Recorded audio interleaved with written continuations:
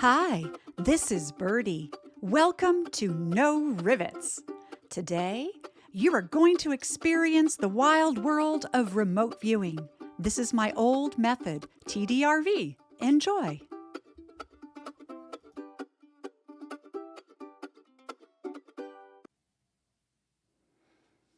Hey, everybody! I know I'm a few seconds early, so I'm going to wait another minute for everyone to get online.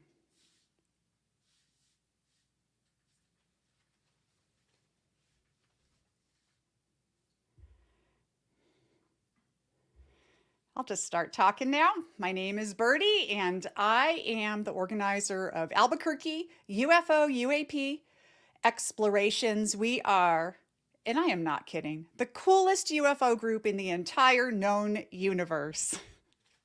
We have tons of fun events every month, and this is one of those fun events.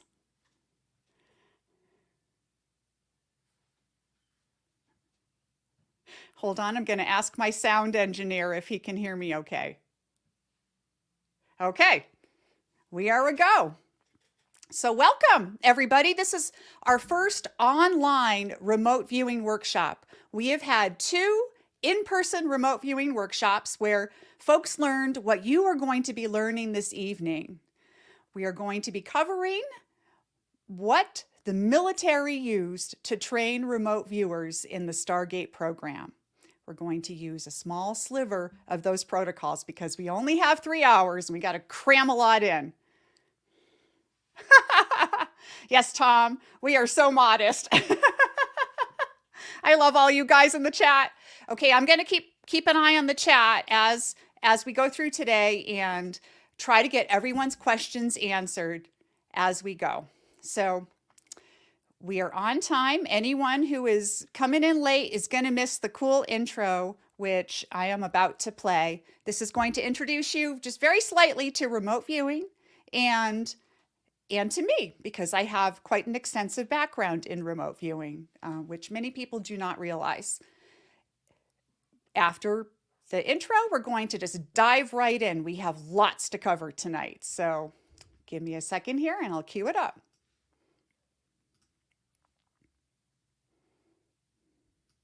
Hi, I'm Birdie. I'm the organizer for Albuquerque UFO UAP Explorations. I'm a mom, a grandmother, a writer, a digital forensics and cryptocurrency expert, and a beekeeper. And for a while, I was the most famous remote viewer on the planet. It all started back in 1995 when something on the news caught my eye. A short man with a blonde page boy haircut stared into a reporter's eyes and said yes. He was a psychic spy, trained by the United States government to capture snapshots of classified targets using only the power of his mind. The government admitted to spending over $20 million in taxpayer dollars for a program called Stargate, which studied psychic abilities in soldiers with the hope that they could essentially build a psychic spy.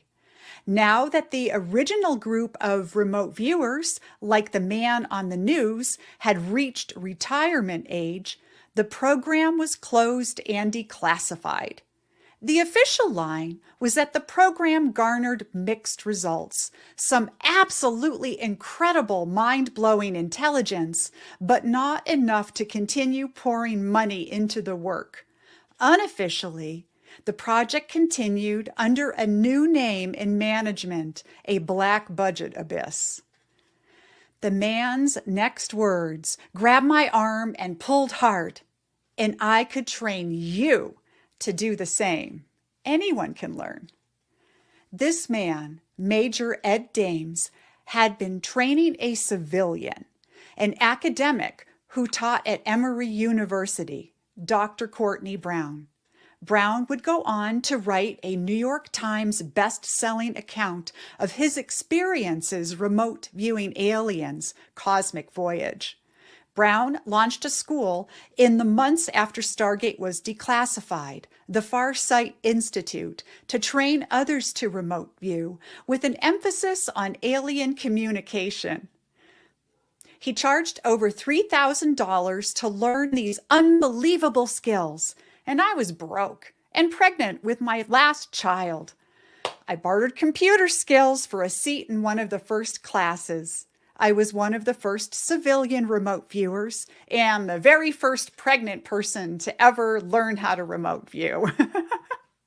I quickly became known as a remote viewing prodigy and over time became second in command at Farsight, the vice president. I left to form my own school using modified remote viewing methods I knew would garner better results. My business would employ multiple remote viewers from across the world, all remote viewers that I had trained. We successfully worked on missing persons cases, unsolved murders, missing treasure, and were even hired by hedge funds to help massage their portfolios. In 2001, all hell broke loose. The Twin Towers in New York City were attacked. A prediction I had posted on the internet on our website as part of a larger project quickly started making news rounds. In 1998, several years before 9/11, I had drawn and described the attack. New York Magazine published a profile on me. The London Sunday Times sent reporters and photographers to take my remote viewing class. One of the reporters broke down crying during a session when he realized he was experiencing the emotions of the people at the blind target. I was featured on television shows of all kinds, from the Learning Channel to CBS Sunday Morning. Even women's magazine Cosmopolitan sent a reporter to take my class. You might have seen the movie The Men Who Stare at Goats, starring George Clooney. It was based on a book by British journalist John Ronson. Chapter 6 in the book, it's about me. I have so many crazy stories from my public days in remote viewing. I eventually walked away from public life after increasing resistance from the government and wandered the world doing other things. But I kept remote viewing privately and researching and discovering how to best maximize my own remote viewing potential. And now I'm here in Albuquerque about to teach you. Okay, gang, that's who I am. That's my super secret psychic spy history that not everybody knows about, but a lot of people in the group know about now. So I've been a remote viewer for almost 30 years. I've trained literally thousands of people across the entire world. I've taught classes in London, other places in the UK. I've taught classes in Australia, all across the United States. Pretty much everywhere in the Western world, I have taught remote viewing. This is my first time teaching it online, other than teaching some private individuals. So, in all those years teaching remote viewing, all my experience, all those thousands of people that I work with, every single person learned how to remote view. There wasn't a single psychic brick in the bunch. A lot of people say I'm as psychic as a rock. Well, it's not true. I had skeptics come and take my class just to prove me wrong, or just to prove in general that remote viewing doesn't work, only to have them break down a few days in to the week-long training when they realized they were actually having a full experience of the target, smelling, tasting, touching, hearing, knowing things, knowing people's thoughts. These are all things that are possible that literally every single person can do. We have this innate ability to connect with the universe. We're already connected. We just have to tune in. Nobody knows exactly why we have this ability, or nobody even can describe in any kind of academic way what consciousness is. It's a word that gets tossed around a lot, right? Consciousness. We're going to expand our consciousness, use our consciousness, but there is no actually rigorous academic definition for it. It's something we know in our hearts experientially. We've all had those moments where we feel like someone's staring at us and we turn around and sure enough, somebody is. Or we have those moments when we think about our sister and 2 seconds later, your sister calls you on the phone. A lot of times we have those moments before a loved one dies where we have this really deep thoughts about somebody, and then you find out that that was the same moment that they passed. These are all moments that are common in the human experience that can't be yet explained by science. And I believe all these kinds of moments are the same kinds of use the same kinds of brain activity, the same kinds of thinking and mind exercises that we use in remote viewing. So I'm going to talk a little bit about some of the things that are useful for remote viewing. Remote viewing, the way the military developed it, and that's what you're going to learn today, is the first part of what's essentially the military method, controlled remote viewing, CRV. You may have heard those terms. I've modified it a little bit to teach this class to make it a little bit easier and not as militaristic, but it's essentially the very first slim part of what the military was using to train people.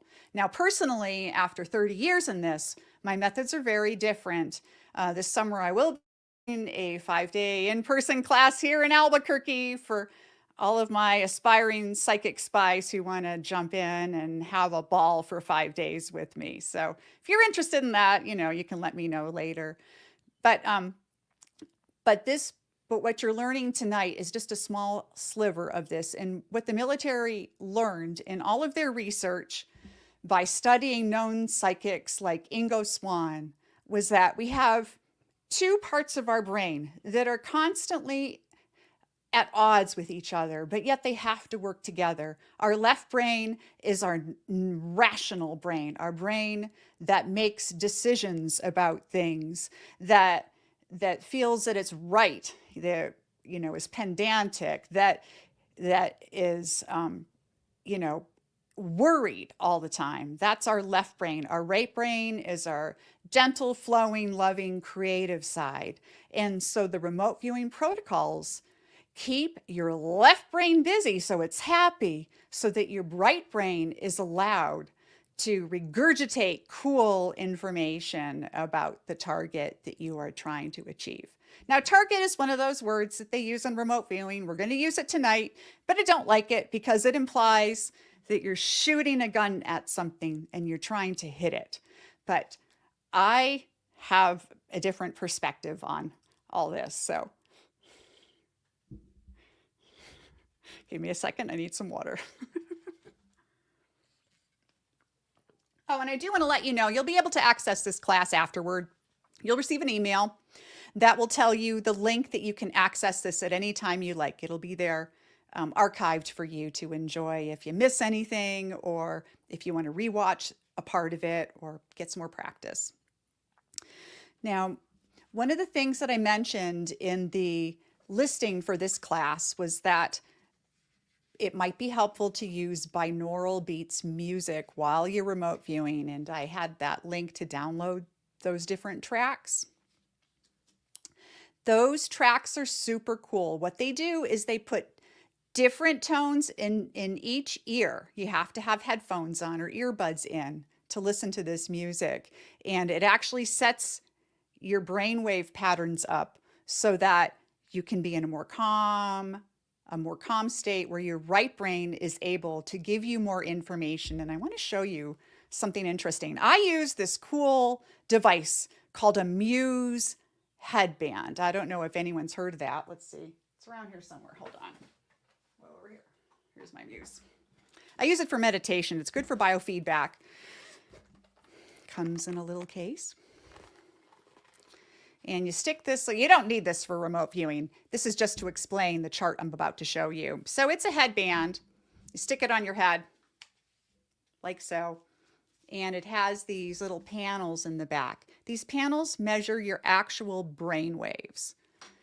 And when you're in a deep meditative state, you can see a big difference in your brain waves. They're calmer, more collected. They're not as chaotic as in regular life.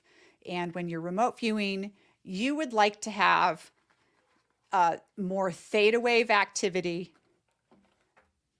because that is what will raise your creativity. So hold on a second. Let me find the slide here. So I took two screenshots of my brain waves. You get to see my brain waves in a second. How intimate is that? One is without the theta state music, the binaural beats music that I suggested, and one is with. And you can see an absolutely enormous difference in the state of my mind. And one, my brain is going off in a million different directions, very evident by the brainwave pattern you're about to see. And in the other, it's much calmer. So let me find my slides here. Here we go.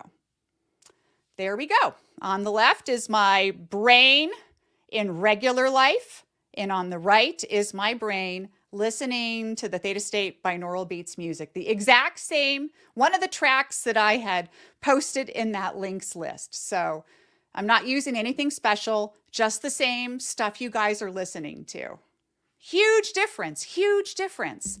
And I'm a pretty put together person for the most part. I can keep myself centered and roll along with life, roll along with my punches. But in my normal state, just trying to meditate by myself, that's what it looks like on the left. And on the right is with listening to the music. And so that's why this music helps you in remote viewing. So tonight, while we go through our sessions, I have 5 glorious targets for you guys tonight, and we'll see how many we can get through. We're definitely going to do the last one because that's going to be the super fun one. But the rest are, just for practice. They're all for practice. And you can listen to your music while you do the exercises if you like.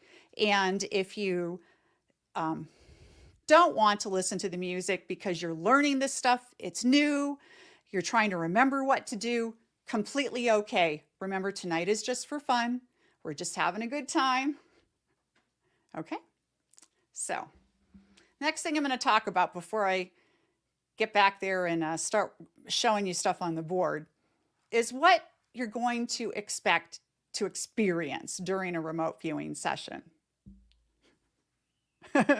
Okay, I'm going to put this up there. Hold on. Michael says, my brainwaves look like that after 2 margaritas. I just lost an earbud. Hold on. No, I didn't. Oh, I lost an earring. Hold on.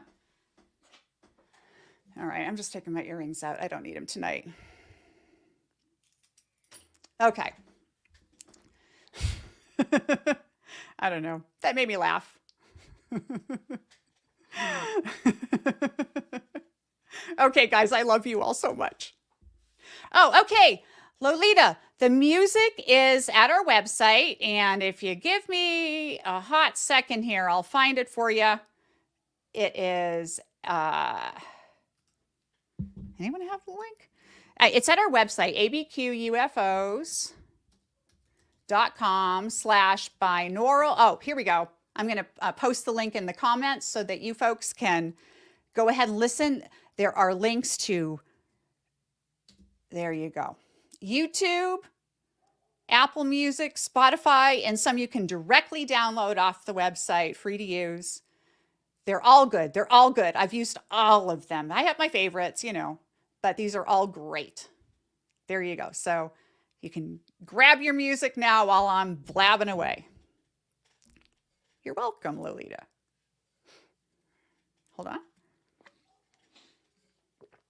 Okay, so the first thing we want to do is keep our left brain quiet, our right brain active. We want to have a meditative state, and we want to have fun. That is why I got into remote viewing. I wanted to explore the cosmos. I wanted to communicate with aliens. I mean, let's be real. That's why I got into it. I didn't get into it to do the police work, which I have done an absolute ton of. I didn't get into it to work with hedge funds. I had a lottery group going, which someone recently, one of the people who's really big on UFO Twitter, recently posted a long thread about my lottery group, which he was a part of years ago, and said how much he missed it because we made a lot of money. But anyway, I'll talk about that later in the Q&A after we do the sessions. But I didn't get into it for money or fame or any of this stuff. I got into it because I wanted to know what's out there. I wanted to answer all of the questions that that I had about who we are on this planet and where do we come from and what kind of friends might be out there in the universe that I can communicate with.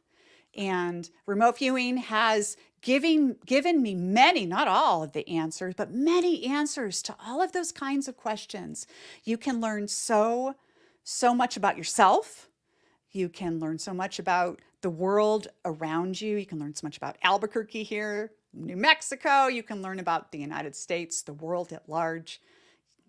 It's a glorious, glorious thing. It's fun. So tonight is to be fun. I know that when people first start learning remote viewing, they get really stressed out about their results. So we're going to talk about results now, and then we'll start getting into the practice.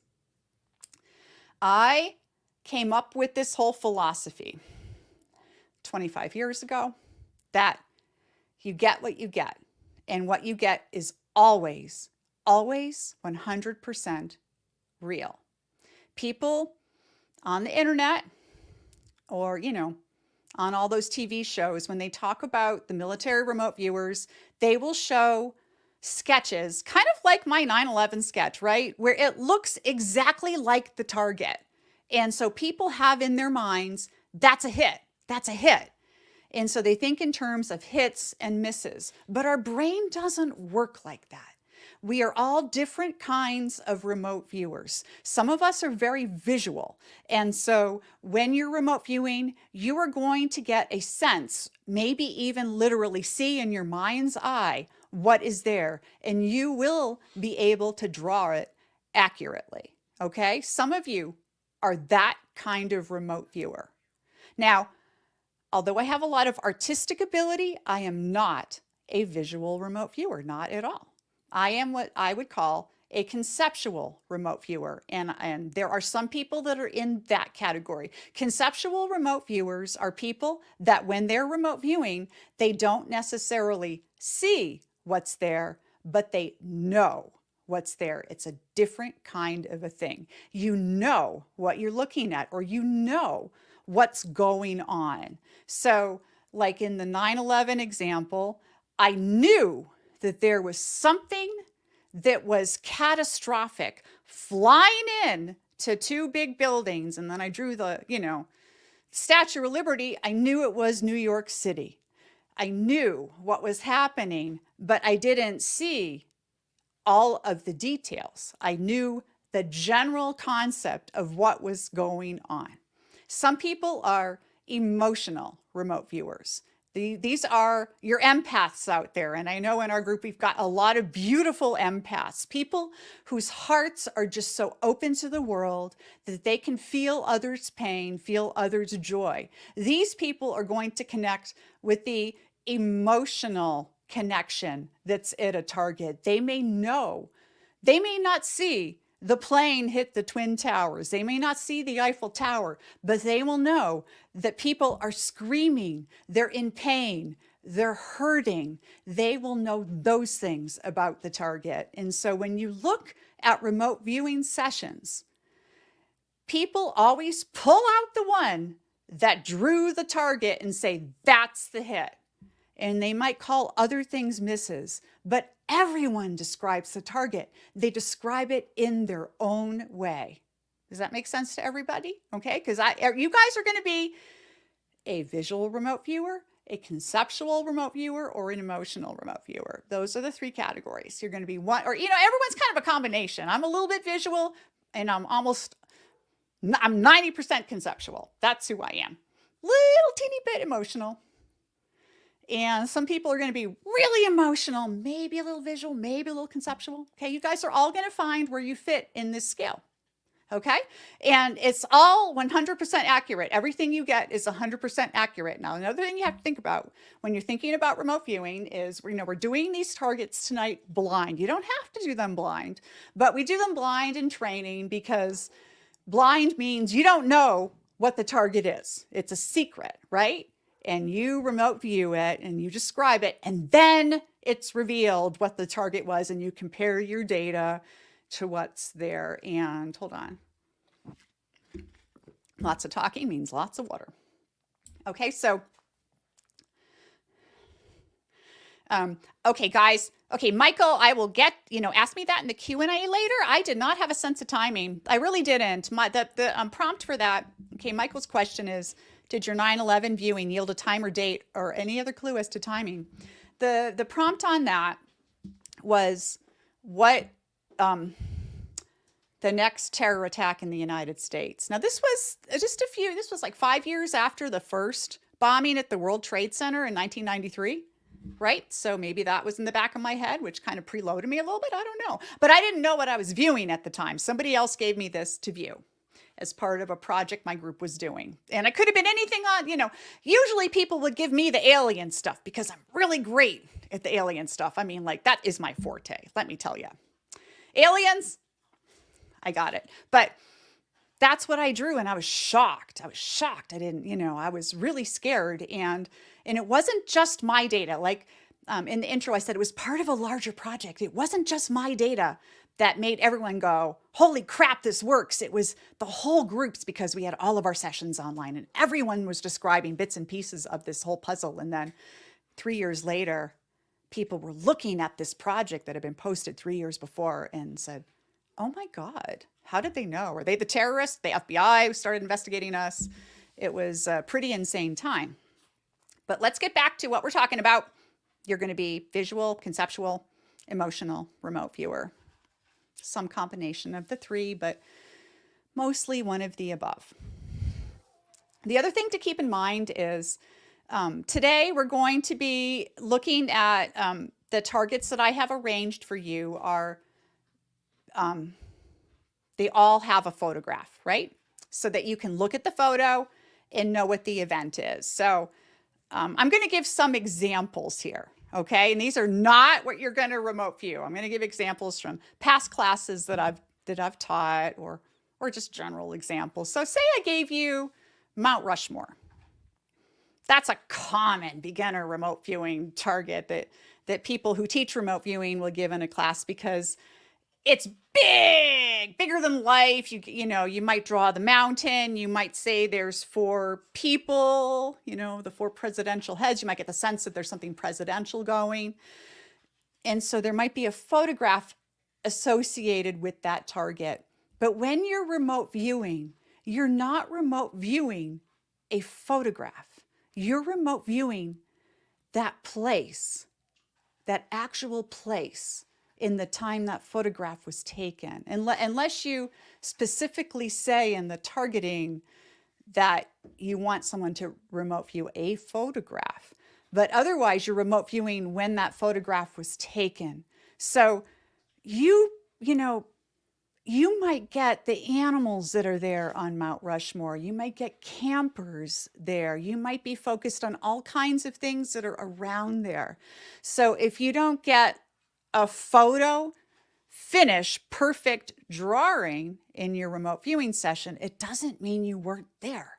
People always forget this. They're looking for that perfect drawing, but that's not how this works. You're there. You're actually freaking there, smelling and tasting and touching and experiencing all of these amazing things that are in a location. So let me pull up, I'm going to pull up an example. Okay, so I should say this. So we've got some remote viewers in the room tonight. Daniel, who is my partner, is here. Daniel Jenka, he is on the chat. He also took remote viewing at Farsight. He took it a little bit after I did, and he is a good remote viewer. He didn't keep up with it like I did over the years, but he knows a lot about it. He is a philosopher and a super interesting guy, and he is going to be assisting when we do the sessions. He can help answer questions in the chat, because we're both going to be really busy when the sessions get going. We all, hey, John Z, are you here?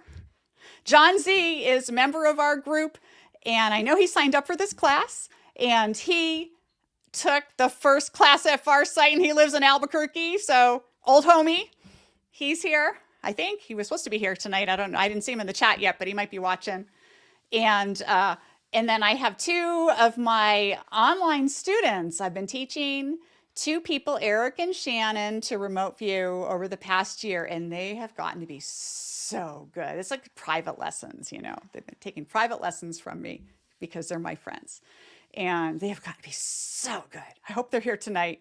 But at the very least, if you see Daniel coming to your aid in comments, jump right in. There's Eric! Woo-hoo-hoo-hoo! Okay, Eric's amazing, guys. And you've got to ask him about some of the sessions because he's done some really cool stuff and he can tell you, I don't know, he can tell you some of my quirks, I guess, because he's gotten to know me.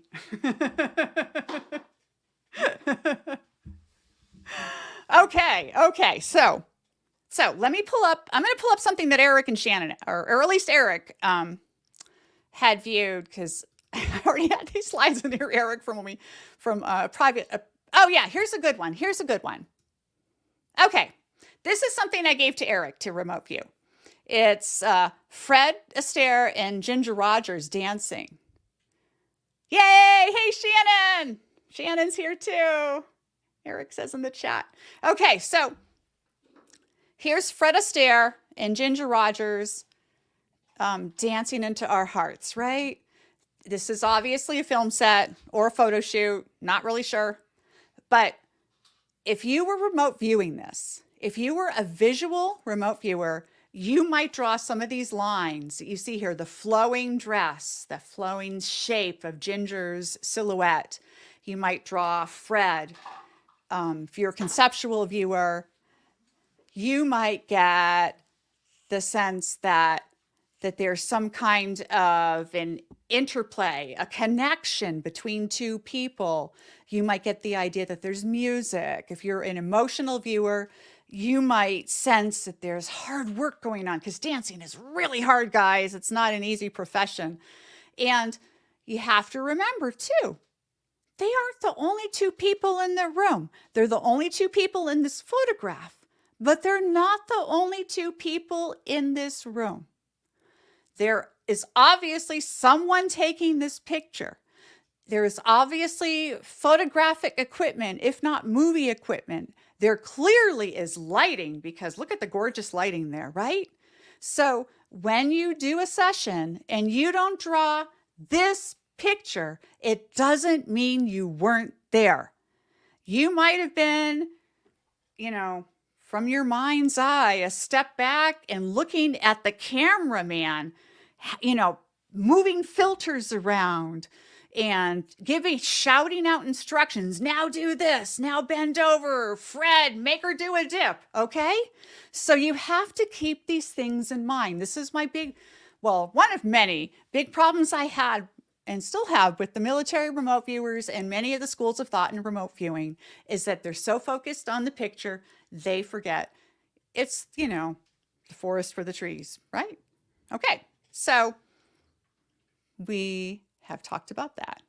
So now we're going to get into the actual practice of remote viewing. And I should actually say too, we're going to take a 10-minute break halfway through the class so that people can shake things off. I want everyone to get a snack, because people who have taken my classes, my 3-hour classes or longer classes, know you burn a hell of a lot, sorry for my language, a heck of a lot of calories remote viewing.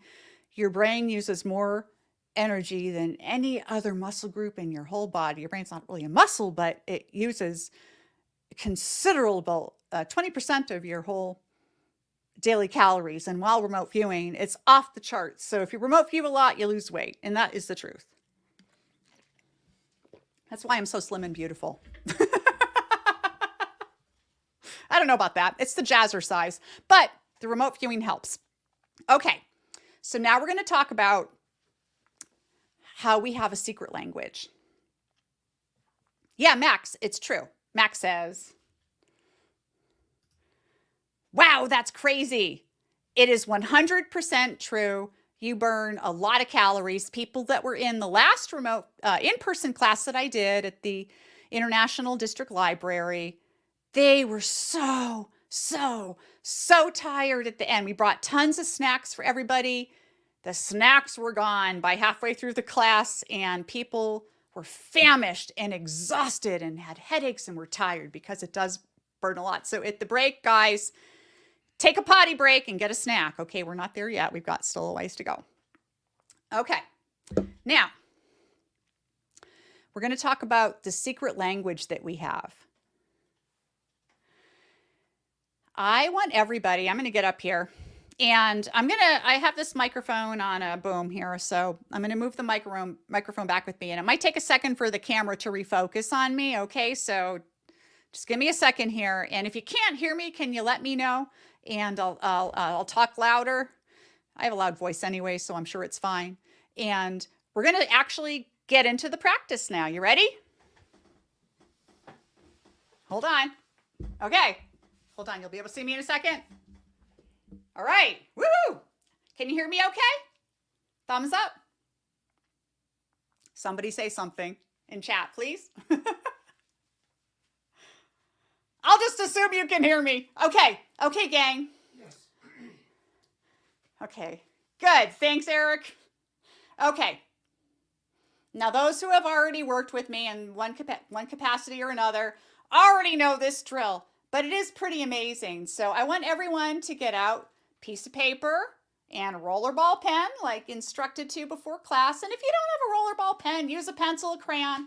Honestly, it doesn't matter. Rollerball pens are just cool, and they flow across the page so easily you don't like get stuck, right? So in the blink of an eye, in one split second, is as quick as it takes me to say this word. Like that fast, I want you to draw it, okay? I'm going to say a word, and I want you to draw it literally in a millisecond. Is everybody ready? That fast. Okay, ready? Mountain. All right. I hope you all did your mountain. This is what you drew. Okay, this is not remote viewing. This is just our internal language. Everybody drew something that looks, I don't know if you can see that. That looks like that, right? Might have a point, but everybody drew a mound of some sort, right? Okay, now, that fast again. Ready? Ready? Ready? Get your pens ready. Here we go. Water. Everybody drew a wavy line. Okay, these are called ideograms. It's an internal language that we have, that the way we order the universe, we have like this micro knowledge about the world around us, and we order it into these things called ideograms. This is kind of a Jungian kind of a thing, but it's true. So in remote viewing, we start with an ideogram. So there's 6 basic ideograms: mountain, water. If I asked you to draw flat surface, well, that's a straight line. Okay, if I asked you to draw a structure, it's going to have an angle. If I asked you to draw a person, it's going to have a loop, like a person's head. That's a 1, 2, 3, 4, 5. And the last one is, if I asked you to draw energy, woo, it'll be something chaotic. Usually something rising, not necessarily. The direction of the energy can tell you a lot about it. So these are your ideograms, your 6 basic shapes. And in the military methodology, CRV, controlled remote viewing, you start with an ideogram. And so there are these 6 basic ideograms. You're going to start with one of these. You're not going to know what your pen is going to know. Your right brain's going to know. Your left brain is going to be occupied with thinking, oh, I got to do this next, this next, and your right brain's going to let your arm do what it wants. Okay, so now let's talk about targeting for a second. I'm going to erase our ideograms. Daniel helped me hang this up today. I took down my Dalek poster for those who watch our live stream so I can hang this thing up. I'm going to put the Daleks back up tomorrow or something else. But okay, so when we have a target, so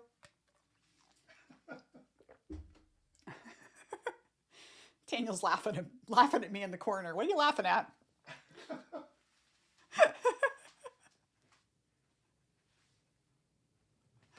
I don't know. Okay, gang. So when you have a target, someone's going to give you a blind target. We're going to do 5 blind targets tonight if we can get through all of them. At least 3. So I'm going to give you a blind target. And what the military would do is they were using actual coordinates, geographical coordinates, latitude and longitude, because they were more invested in real world intelligence gathering. They wanted to know what was happening in wherever, Iraq, Iran, Afghanistan, you name it. Wherever something was happening that they wanted to find out was going on, they would send the military remote viewers using actual latitude and longitude. And they would give the remote viewers just those literal coordinates. And that's where the word coordinates comes from. But they discovered after some time that the coordinates were really irrelevant. What mattered more was the intention of the tasker. The tasker is the person who comes up with the target. Okay, and in our case tonight, I'm the tasker. I came up with all these cool targets for you guys. Okay, so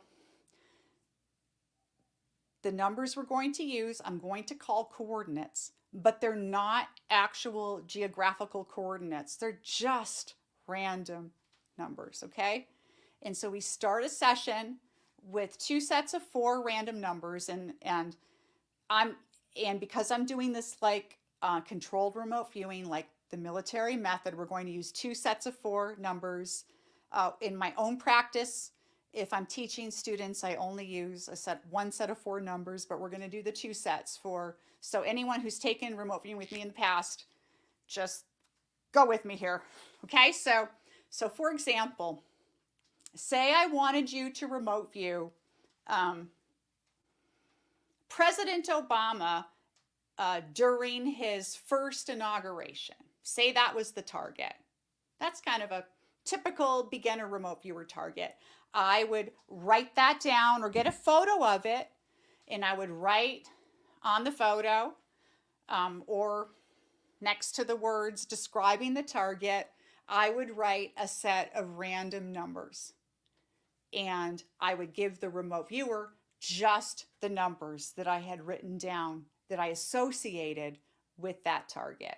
So for our example, Obama at his first inauguration, let's say the random numbers I gave were 1, 2, 3, 4, 5, 6, 7, 8.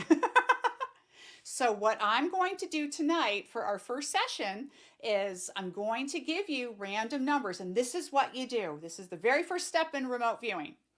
Just like Major Ed Dames, just like all those men did. Women can do it too, ladies. Okay, so you're going to listen to the numbers. You're going to get your paper, your rollerball pen out. I'm going to give you the numbers. You're going to write down the numbers. And at the end of the last number, you're going to let your hand do what it does. It's going to do an ideogram. It may not look exactly like one of those 6 ideograms. It may be a combination, but it's going to tell you something about the target. Don't try to think about it. Now, the first few sessions anyone does, you can't help but just sit there and think about it. You're thinking, oh my God, what is she giving me to remote view? It's got to be the Washington Monument. It's got to be the Kentucky Derby. It's got to be this. It's got to be that, right? Everyone's going to be stressed out. So be stressed out. It doesn't really matter. You're going to get it right anyway. You get what you get, right? It's all 100% correct. And as we analyze sessions further on, you'll see how that is correct. And Eric can tell you he's finally gotten to that stage where he believes me. It took him a while. He told me just last week, he finally got there. I was so proud. I'm so proud my baby has flown the nest. Okay, so this is what's going to look like. Obama at his thing. I'm not going to tell you the Obama part. And you're not viewing Obama tonight, so don't get your hopes up. It's going to be... Eric's saying yes. It's true. My baby has made it. Okay, so I'm going to tell you your target coordinates. 1, 2, 3, 4, 5, 6, 7, 8. I'm going to say them that fast because you want your left brain working really hard. Okay, you want your left brain just going to town so that your right brain just goes zoop and gives you a glorious ideogram. So I'm going to say 1, 2, 3, 4, 5, 6, 7, 8, or whatever the numbers are. They're going to be truly random. I used a random number generator to generate these targets, although I could just make the numbers up. You know, it's really about intention and not about other stuff. Okay, so 1, 2, 3, 4, 5, 6, 7, 8. You're going to write each set of 4, one above the other. And when you get to the 8, you're going to go, whoop. Oh, look, my ideogram has a loop. That's got to be Obama, right? Or maybe it's the Supreme Court Justice that's holding the Bible or whatever, right? Okay, that's the first step. You write down the coordinates and you do it fast. Fast is key in remote viewing. You want to keep your left brain occupied. I know it looks like I'm talking about my right brain when I do this, but it's because the camera and this and that. But if this is my left brain, I swear. You want your left brain occupied so that your right brain does what it's going to do. Okay, it's really cool, guys. I swear, it's like the coolest thing you're ever going to do on this planet is this stuff. I just get giddy thinking about it. Okay, so you're going to do fast. You don't want to think. You just want to do it fast. Thinking is going to be like the death of you in this. You want to be as fast as possible. So I'm going to do it again just to show you. And this is literally how fast I want you to do it when we get to this, okay? 1, 2, 3, 4, 5, 6, 7, 8. Don't even think about what kind of ideogram you're going to draw. And even if your ideogram looks like, so maybe it looks like that because you're getting Obama and you're getting the Capitol, right? The structure of the Capitol. It doesn't matter what your ideogram looks like. It's not going to look like a picture perfect one because every target has a complexity, multiple different things going on with it, okay? So that's how fast we're going to do it. That's the very first step in controlled remote viewing and remote viewing in general is you're going to start with an ideogram. Okay, the next thing we're going to do, I'm going to erase all this now, guys. Give me a sec. And this is where it gets super fun. Okay, the ideogram is really cool because your right brain, guys, the second you write that ideogram, okay, I just want you to take a moment here and think about this for a second. The second you draw your first ideogram is the second that you have used your mind, your own mind, to connect with something, anything in this glorious universe. It's amazing. It's amazing. Okay, so I want you to be excited. Okay, so now I'm just gonna do our coordinates and an ideogram here because I need to illustrate the next thing. Okay, 1, 2, 3, 4, 5, 6, 7, 8. Now, if we were doing this, if we were doing an operational thing, or if you came to Albuquerque and did the 5-day intensive, glorious class late this summer, then there's crap you do ahead of this, okay? And you come up with a cool viewer name because I'm actually working. Might as well put this out there now because I want to put this out there. I am developing an operational group again. Haven't had one in some years, and I'm ready again. It's time. So I would like to find the right people to do operational stuff with me and look at cool questions out there. Maybe do some law enforcement stuff because that's rewarding in itself, to find missing people, solve murders and stuff like that. I've done a lot of that. Oh man. In the Q&A, I can answer some of those questions. And if you do, hey guys, sign up for the Zooming Through the Veil event on the meetup because I'm going to, everyone gets to share their own UFO, contactee, abductee, paranormal Bigfoot experiences. And at the end, I'll answer any question about remote viewing and I'm going to tell you some weird stuff that's happened when I was remote viewing, including I'm going to tell the story of the CIA agent that came and told me secrets. Okay, I'm going to tell that story there. So sign up for that. You're not going to want to miss it. Okay, so we're here. This is you're going to use a whole page here, and we call this page a scan. Now the military guys didn't call it a scan, but I call it a scan because you're doing a quick scan of the target. Okay, so there's our Obama. So this is in the upper left-hand corner. Might take up to half, or doesn't matter if it takes. It doesn't matter. Okay, it doesn't matter. We're having fun here. Oh, uh, I got a question here. Why haven't you done it in some years? Oh, no, I do it all the time. I haven't had an operational group in some years. Um, I was I was harassed like you can't believe in the subject of disinformation campaigns, and it was absolutely insane. Um, this was a long time ago now, and at the time too, you have to realize the world's changed a lot since then, and there was like the whole the military was all guys. They had a problem with a woman being so popular, and I was telling the world that the military was wrong about a lot of stuff, and they were wrong about a lot of stuff. And I believe, honestly, I believe that was by design. They wanted people to have a little bit of this technology, but not enough to make a difference. And I was outspoken about that, and I really got stepped on. So I kind of went underground. I went underground for years. But I still did it, and I still did all kinds of cool work. But I'm getting like an actual public group together. I mean, not public as in anyone's going to know who they are, but we're going to do cool, cool stuff, like incredible stuff.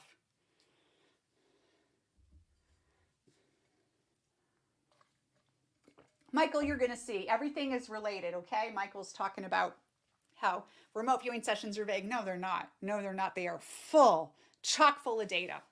And here's how you get your data. You got your ideogram. You take your rollerball pen or your dry erase expo low odor pen, whatever you got, and you're going to press it in to your ideogram. Now this may sound stupid, but boy does it work, okay? You're going to press it into the ideogram, and you're going to feel something, and you're going to feel something that is a piece of sensory data. Okay, so you're going to get a sense of how hard or soft something is at the target. You're going to get a sense of what color it might be, what it smells like, the texture, the taste, the height, if it's tall or short, if it's thin or wide, if it's small or large. I mean, all of these different kinds of things. You're going to press into it the first piece of sensory data that comes to mind, write it down. So, whatever this is, maybe you say hard.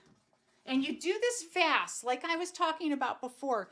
You want to be as fast as you can. You need to rush through this, okay? You don't want to be sitting there and poking and poking and poking and waiting for like the right answer. You use whatever your mind gave you in that split second, even if it doesn't make sense. Write it down, okay? Write it down. And if you okay, say you're pressing your ideogram and you're writing down, okay, hard, short, red, energetic, heavy, whatever. Okay, you get your sensory data here. But say, like, in all of this is happening, you think, oh my God, it's Albert Einstein. Okay, maybe it is, maybe it isn't. The reason that now in the military, they would call that an AOL, an analytic overlay, meaning that you are placing like, you're taking all these bits of data and you're trying to make sense of it, so you give an answer. And the answer is probably not what it is. But the way I look at it is, it's your mind desperately trying to tell you something. And your mind might be screaming, Albert Einstein, Albert Einstein. So write down Albert Einstein. And then after you write it down, I want you to think about it for a second. Why? Why Albert Einstein? And maybe the answer is crazy hair. Or maybe the answer is smart. Or maybe, your brain. The thing is, okay, so most of the things in remote viewing, I think I'm breaking my boom here. Most of the things in remote viewing that you view, yeah, Michael, describe and don't name. But if you have to name.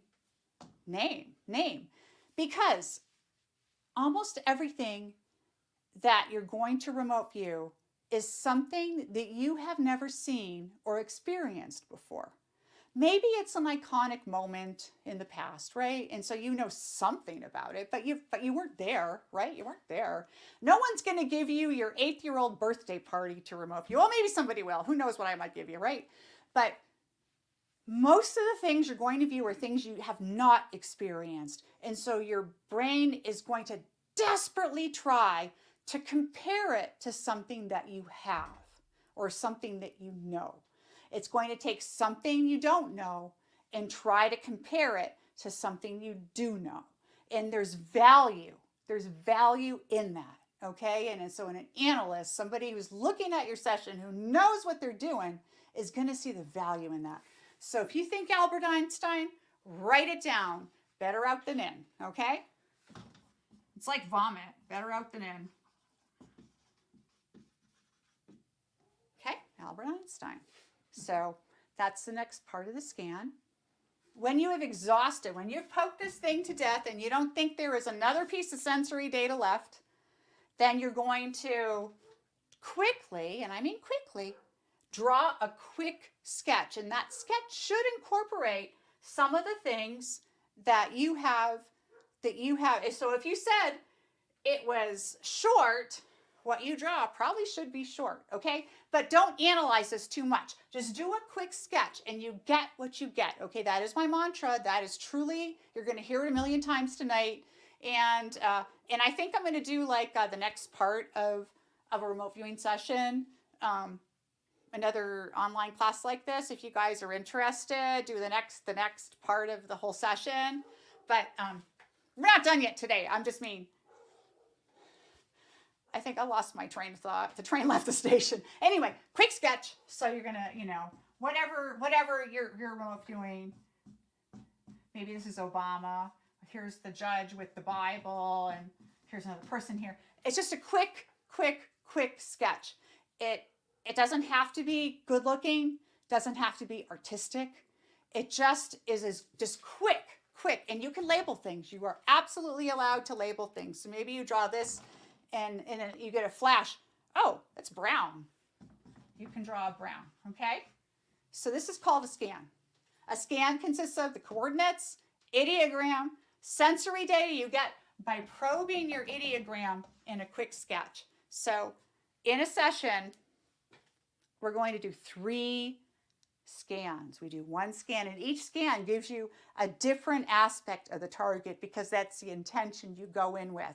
So now what we're going to do, guys, I want everyone to take like just a minute, stand up, stretch, get a sip of water, whatever you need, and get a fresh piece of paper and a pen, and we're going to do our first remote viewing session. We're just going to do 1 scan page. We're going to do all this stuff.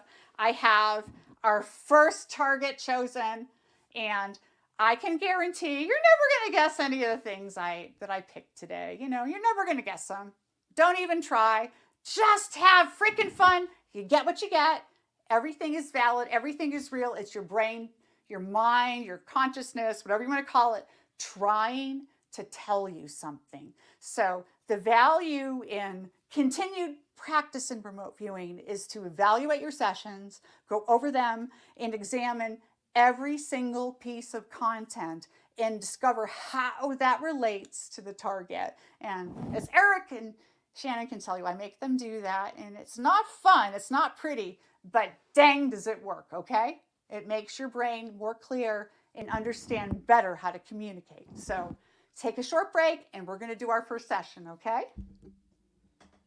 Woohoo! And I'll walk you through the first one. I'm going to tell you what to do along the way. Now, I have had complaints by students that my voice is very annoying during a session. But for this first one, you're going to have to deal with my annoying voice because I know that a lot of folks here are new, and this will help you. So everyone get a fresh piece of paper and a pen. And I'm going to get some water here. And I'm going to read off. This is how it's going to work. I'm going to read off the coordinates. You're going to write them down quick. Ideogram, let your hand do it. And I'll prompt you along the way. Then you're going to do your sensory data. And then your sketch. Hold on, I've got a question from the live peanut gallery. Hold on. Binaural beats now? Yeah, and so good. Thank you, Daniel, for the reminder. Right now would be a good time if you would like to listen to your binaural beats to listen. I'll give everyone a minute to do a quick cool down with the binaural beats if you like, or a little breath work, or close your eyes. We'll give everyone a minute, okay?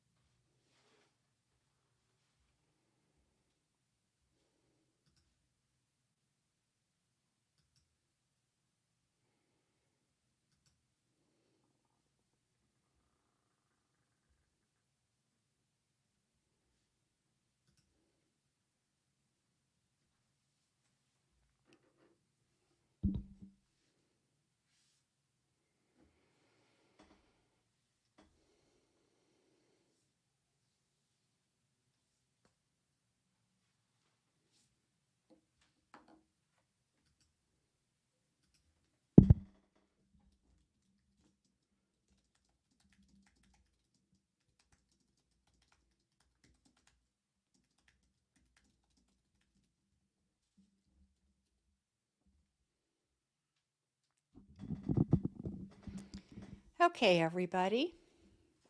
Hope everyone has a clean piece of paper and your pen or pencil, crayon.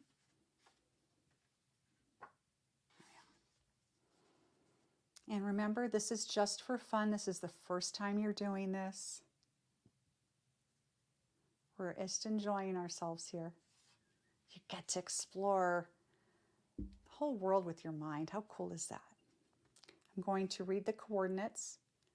You're going to write them down as quickly as I say them. And the second that you get to the last number, you're going to do your ideogram, whatever it is. Okay, just let your hand do what it does.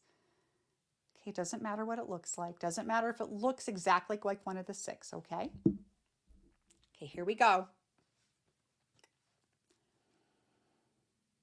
7, 3, 5, 5, 1, 8, 9, 7. Now press your pen into the ideogram. Write down the first smell you get, the first color, first taste, texture, size, length, how heavy or light something is. Press that into that ideogram. It's going to feel a certain way. Write down the first thing that comes to mind. Make a list. Keep pressing into it.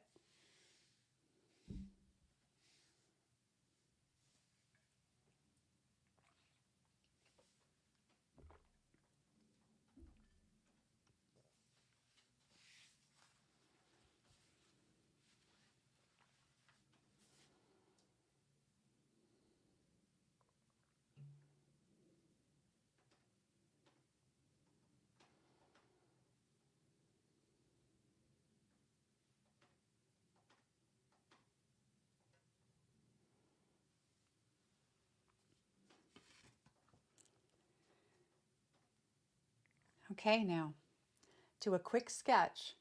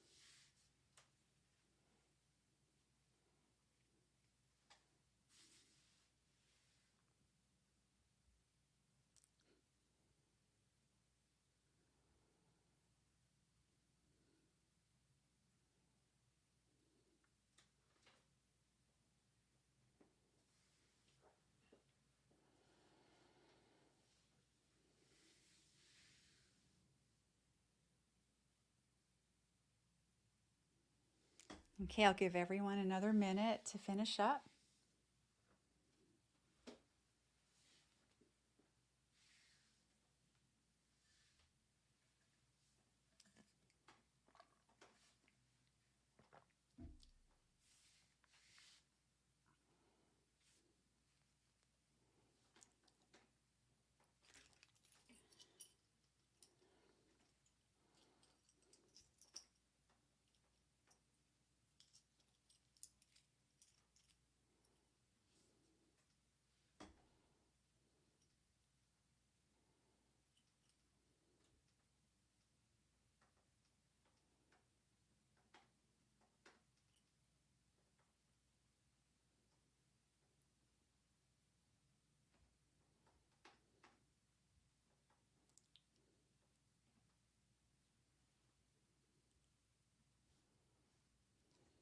Okay, is everybody done? Remember, this should go pretty fast. A remote viewing session typically, if you're doing a full session, like if I do a session, it's an hour and a half. Okay?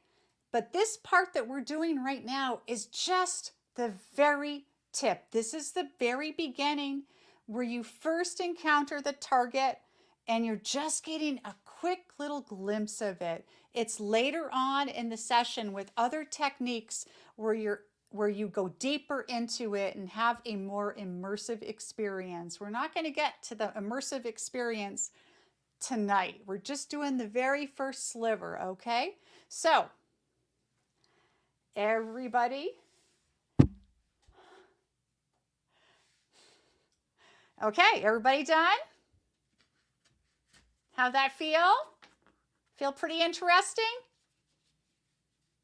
Dana, okay, good. If your drawing was done quickly, that's what I like to hear. On my scans, I'm like boom, boom, boom, boom, boom, boom, done just like that. Super fast, super fast.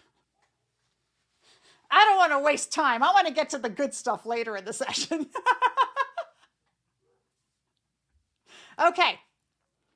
I am going to reveal what the target was. Remember, this is just our first practice time. Nobody knows what the hell they're doing right now, so don't stress out. You got what you got. You get what you get. Everyone here nailed it. I swear you did. You may not think you did, or you may think you did, okay? But you did.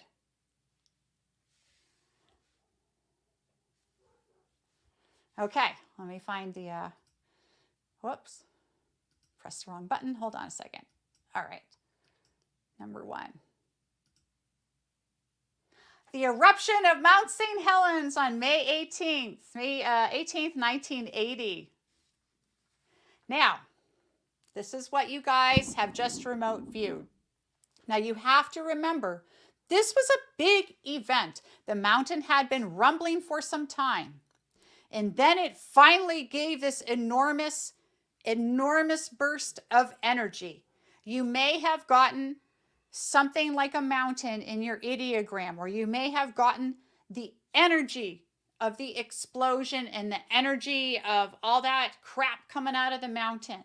There were people that died on that mountain. There were structures and trees that fell on that mountain. You may have gotten any or all of these aspects. You only did one scan. So I would like folks to share some of the interesting stuff that they got in comments. And if you think, my God, I got nothing, I missed it by a mile, you did not. You got it 100%. You have to look at your data the right way.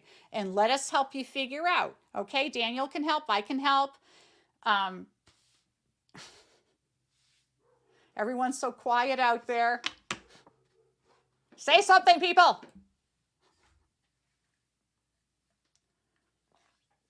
Max, that is excellent. Max, I'm going to highlight you here.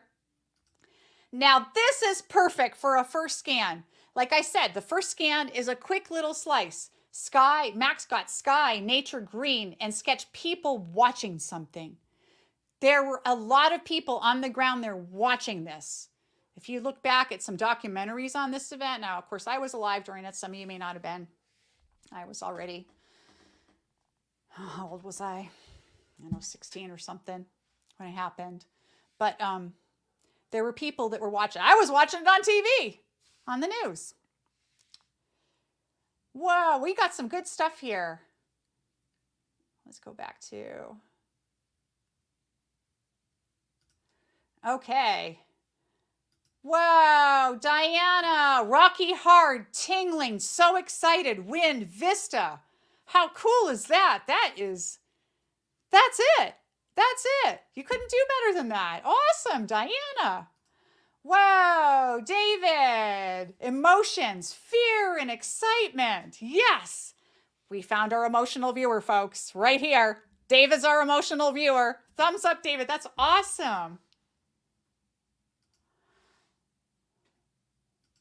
Okay, Catherine got wind and energy. Okay, now, I'm not making an example of you, Catherine. I just want to point something out to everybody. Don't ever say closest hits. Everything you got was a closest hit. Every single piece, you just have to understand why your mind decided to give you that piece of information. So, but wind and energy is like A++. That's great. Awesome. Okay, now see, this one's really interesting. Ellen got a play in a theater. And there's a lot of reasons that you might have gotten something like this. See, now, I get to know the viewers that I work with, and then I begin to understand why they say what they say. Someone may get a play in a theater because this is a larger than life situation. This is something you sit back and you watch. This is something that feels like it's not real in some way. This is something that is like, it's like all the people on TV. I was like 16 years old or something when this happened, or yeah, I think that's right, 16 years old when this happened. And or 15, I was 15 years old when this happened. Everyone's going to go back and figure how old I am. Yes, I'm old. But I was watching it on TV. That is like watching a play in a theater. Millions of people around the world were watching this because this was a big deal when this happened. That's very valid data to get right here. And you may be getting that emotional component of somebody watching this unfold on a screen. That's actually good data there. Okay, let's see. I'm trying to get through as many of these as I can. Lolita Strong, I got a house with red flowers in front. And like I said, there were lots of buildings on this mountain. People's homes were destroyed. So you could have possibly been picking up one of those. There might be other reasons that you got this data. A house with red flowers. Now there's lots of lava that came out of this thing, and lava is red. And your mind might have thought that what you were looking at looked like a flower. It's hard to say. We're just on the first scan. But don't discount your data. You got something real. It's a question of figuring it out, if that makes sense, guys. And I'm not just saying this because I want everyone to feel good. This is literally how I think about it. This is how I think about it. Everybody who works with me can tell you this is how I think about it. And I am correct. I know I am correct about this, okay? Oh, look at this, Renee. I got the clouds and my pen just exploded on the paper. There you go. That's the explosion, right there. And the smoke clouds and everything. Excellent. Now, let's see here. Rocky, wind, mountain image. Excellent. Good job. You guys are great. Wood, smoke, crackling. Of course, all those trees that caught on fire from the lava and the explosion. There was a lot of crackling wood, guys.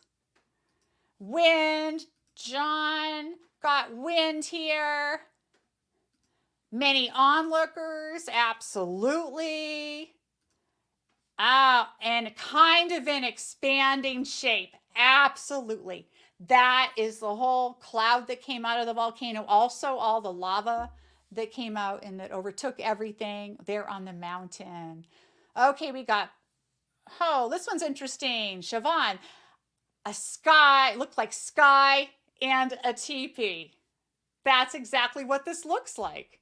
That's exactly what this looks like. That's so cool. You guys are so good. Oh, Daphne had energy and two people in front of a mountain with an arrow pointing down. That arrow is telling those people to go down and get away.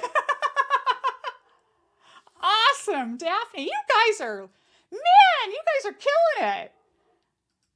Here, charcoal exhaust, Julian, like a car or airplane, industrial, flying, dry, heavy. That's all the smoke and exhaust coming out of the dang mountain. Wow. Okay, guys, you guys are all psychic spies. I knew it. I knew it. Clouds, lava, in a river. Okay. Look at this. This is our Ingo Swan right here. Good job, Michael. Ah, burnt smell, falling. Ah, that's my gal. Good job. That's excellent. You guys are amazing. Large people, crowd, movement, spinning, circular flowers, glass flowers outside, fresh energy. Yes, there's big crowds down there, movement, the spinning. That's the spot on, gang. Wow. Man, you guys are so good, and I am falling behind on comments. I need to take a sip of water. Okay. Excellent, excellent, excellent, excellent job. I am so proud of all of you. You guys are really knocking it out of the park tonight. Everyone gets what they get. Everybody here is a remote viewer and an amazing psychic spy. And that's just a first scan on your first session. Think about that, gang.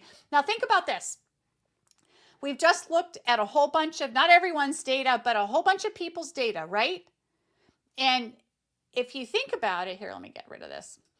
Okay, we just looked at, and I was just clicking one after the other. I wasn't picking and choosing. I was just going from the top down. I didn't get to everyone. I didn't make it through the whole list, but I went through a big part of the list, right? Just one after the other. And we had all of these direct correlations that everybody could say are directly connected to this target. Okay? We didn't get a sense of like you would get if it were a wedding, a big wedding celebration, like love and celebration and music. And, you didn't get those kinds of feelings. You didn't get, feelings or visuals or anything, sensory data that would be related to like a space target, like if we were looking at Sputnik or the International Space Station, the data there would look real differently. So if you look at the data set that we just examined, boy, does it fit the Mount St. Helens eruption, I would say. So I think it's time for us to take we're going to take a 5-minute little break. So, because I know everyone needs to get a quick snack. We're going to do a 5-minute break now. Then we're going to do 2 back-to-back sessions. In each of these sessions, we're going to do 3 scans. And then after that, we're going to take our second break, and then we're going to learn the next little step in the session. And that's where we're headed. So I'm going to put up a Daphne's already eating. That's my gal. I need to get a snack myself. Talking is hard work. So let's take 5 minutes. I'm going to put up a cute little, just a little relaxation loop. Everyone take a break, get some water. We'll be back.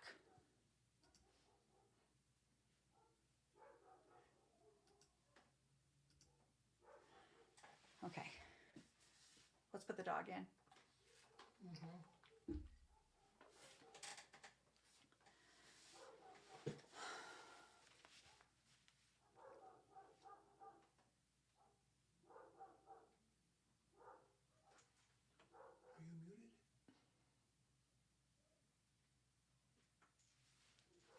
I think so.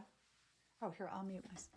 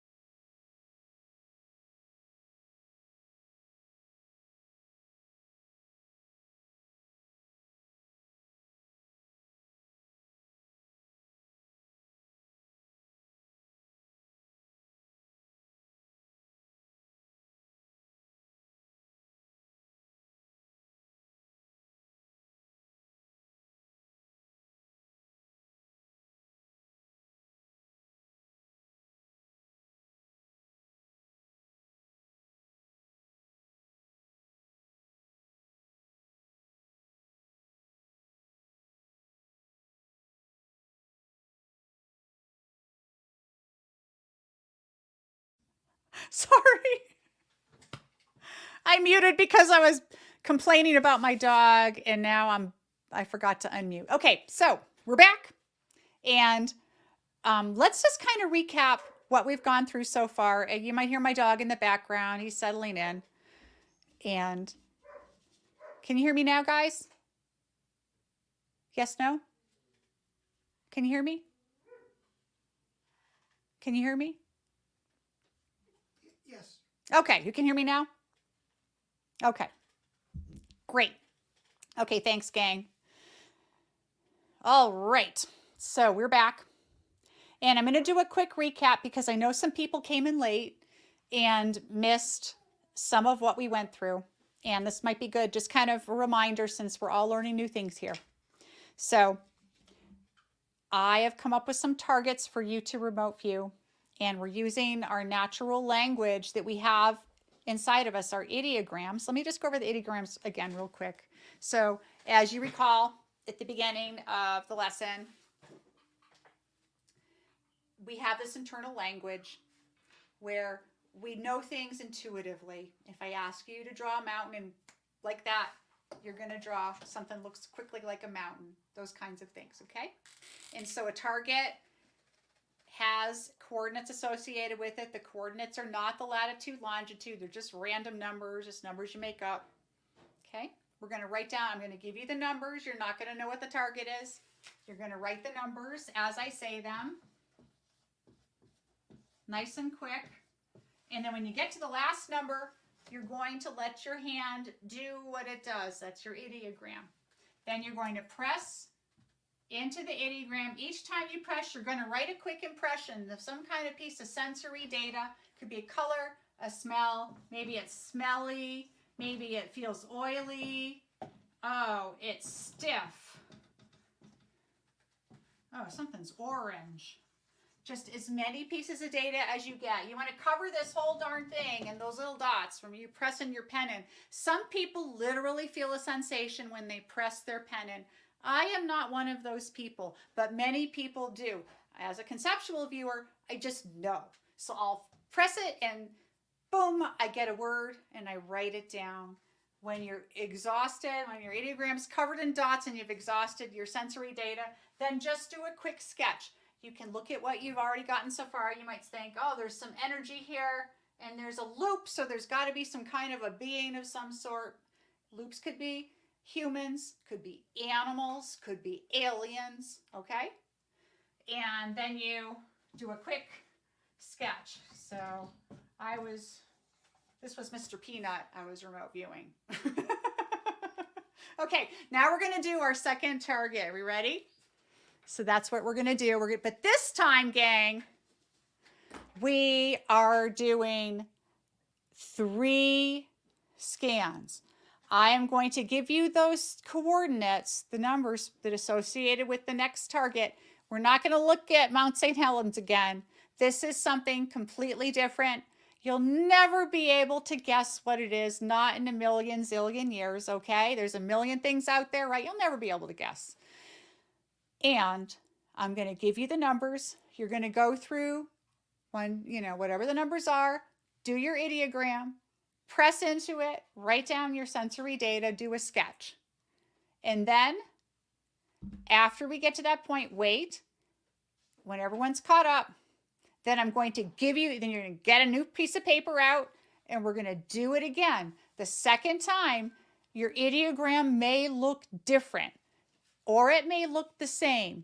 Either way, it's good. It's data. It may look the same because you're hyper focused on one aspect of that target, or it may look the same because there's 2 items that are similar at that target. There's lots of reasons why you might get the same ideogram more than once, but you might get a different ideogram. The first, like say your target was like Mr. Peanut here. I'm not giving you Mr. Peanut. This was just being silly. Okay, so the first scan, I got the being Mr. Peanut himself. The second time I go through this data, I might get his top hat, or I might get like energy, because doesn't he dance around? I don't remember. I think he dances around in the old commercials. I don't even have a TV or watch TV or anything, but so you might get a different ideogram the next time around. We're going to do 3 scan pages. It's going to be exhausting. I'm just warning you, but it's going to be gloriously fun, and you're going to be so excited when I reveal the target and you see how amazing you were. So everybody get their binaural beats going. If you want to, that's always optional. It's always optional. You see what it did to my brain waves. Of course, I'm a little scatterbrained, so maybe you don't have as crazy brain waves as I do. All right. So we're going to take a 3-minute cool down. I'll start the timer on my watch. And at the end of 3 minutes, I'm just going to start in with, I'll tell you, okay, we're ready. I'm going to give you the coordinates. I'm not going to talk this time. I'll leave this up so you can remember what to do. And then after the first scan, you just wait, and then wait for me to give the coordinates again. Get a second piece of paper out, and you're going to do it again. You should get different data. You may get similar data. You may get the same data. It doesn't matter. You get what you get. I'm going to make t-shirts that say you get what you get and make everybody wear them next class. And then we're going to do it a third time, okay? And you're going to do the same thing. Okay, so let's get ready for our cool down, and I'll shut up this time so people that are annoyed by me won't have to deal with me, all right? I'll just give the numbers. So the 3 minutes, yeah, it's the same target. Question here from Joseph, are these 3 scans for the same target? Yes. It's going to be the same coordinates. You're just going to take, it's like taking 3 different snapshots of 3 different aspects of it, or 3 different snapshots of the same aspect for it. Kind of depends on what the target is and what you're interested in, what your strengths are, what you're interested in. So this one, they're all interesting, right? Mount St. Helens is interesting, isn't it? This next one's interesting too. So, okay, the 3 minutes begins now.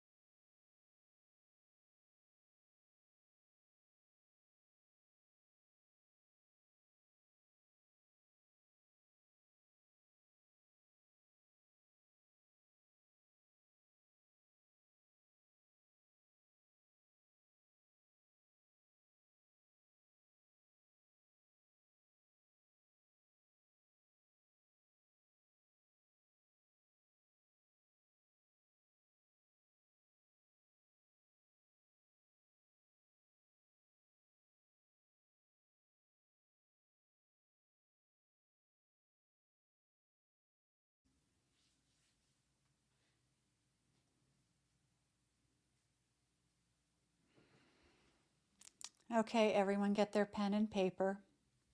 This is the first scan.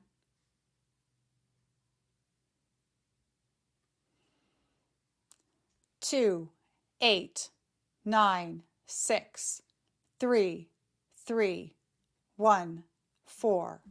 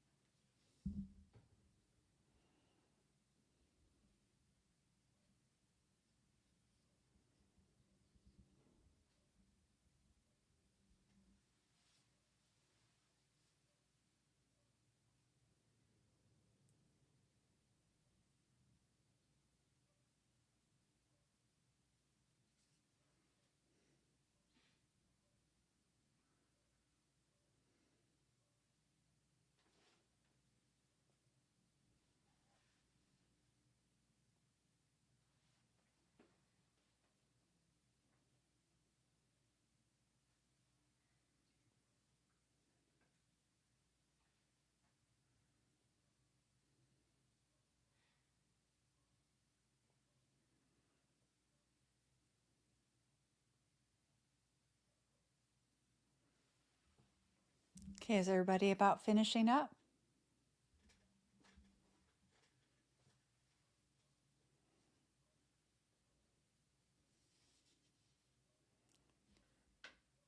Give you one more minute to finish up and we'll move on to the second scan.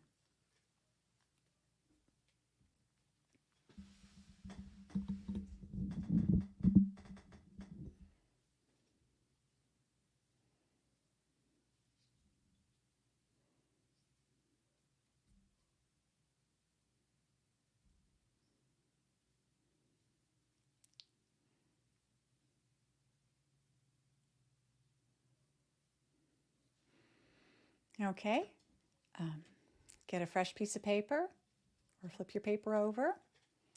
We're going to do the second scan. You're going to follow the same procedures as the first scan.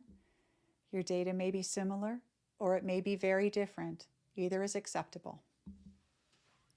Okay. 2, 8, 9, 6, 3, 3, 1, 4.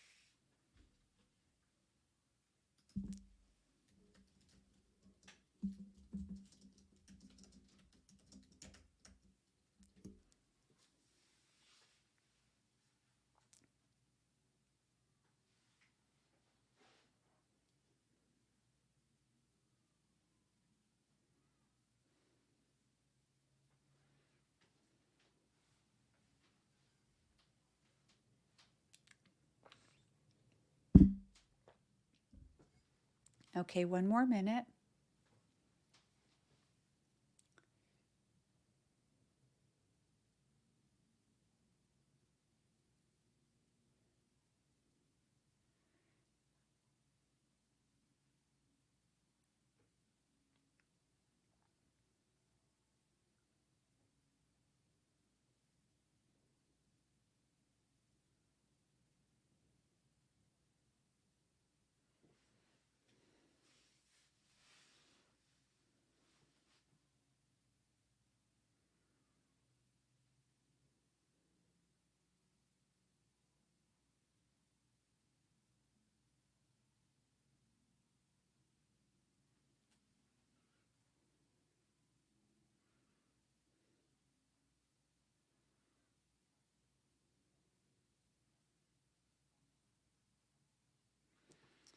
Okay, we're going to move on to our third scan now. So you're going to get another piece of paper.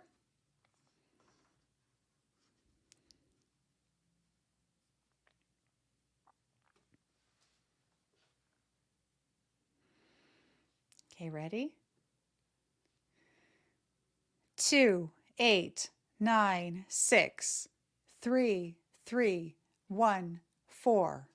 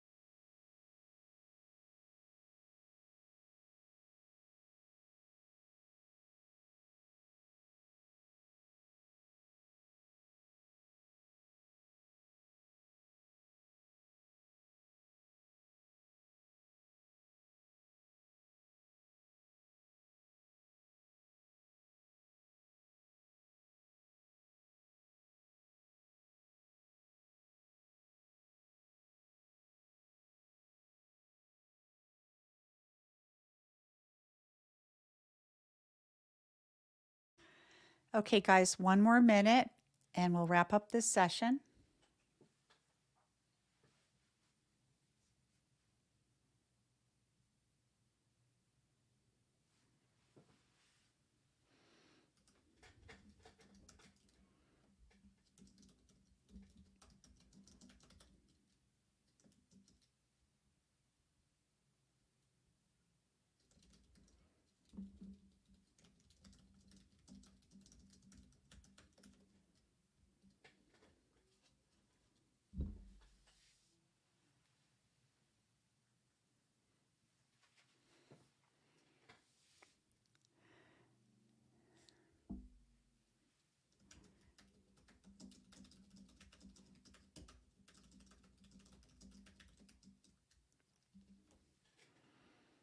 Okay, guys.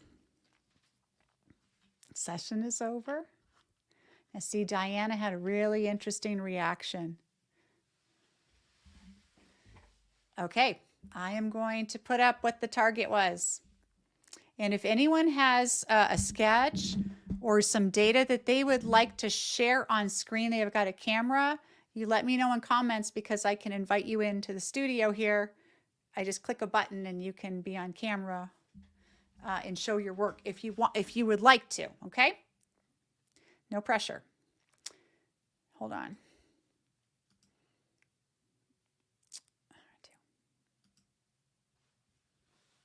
Okay, your target was the Rumble in the Jungle, George Foreman versus Muhammad Ali. October 30th, 1974. Ali won by a knockout in the 8th round.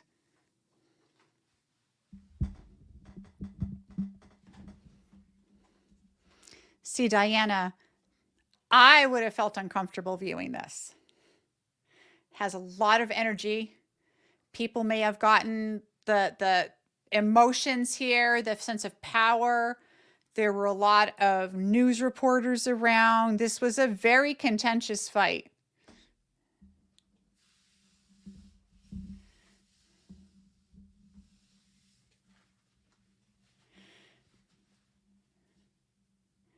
And it's really hard too. And I want to just congratulate everyone who's hanging in there. Like I said at the beginning, this uses so much brain power, you have no idea. It uses way more brain power than doing anything else I've ever done in my life. And I have, I have degrees in digital forensics and computer science and whatnot. And that's piece of cake compared to remote viewing. It just really can fry you. So that's why we're taking breaks.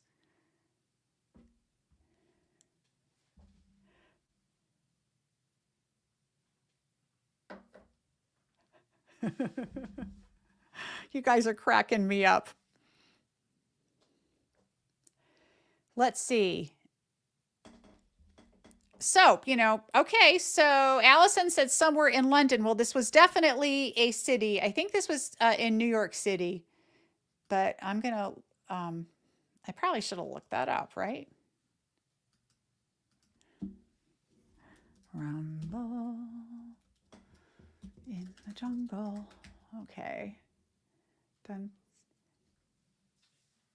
Oh. It was held in Zaire.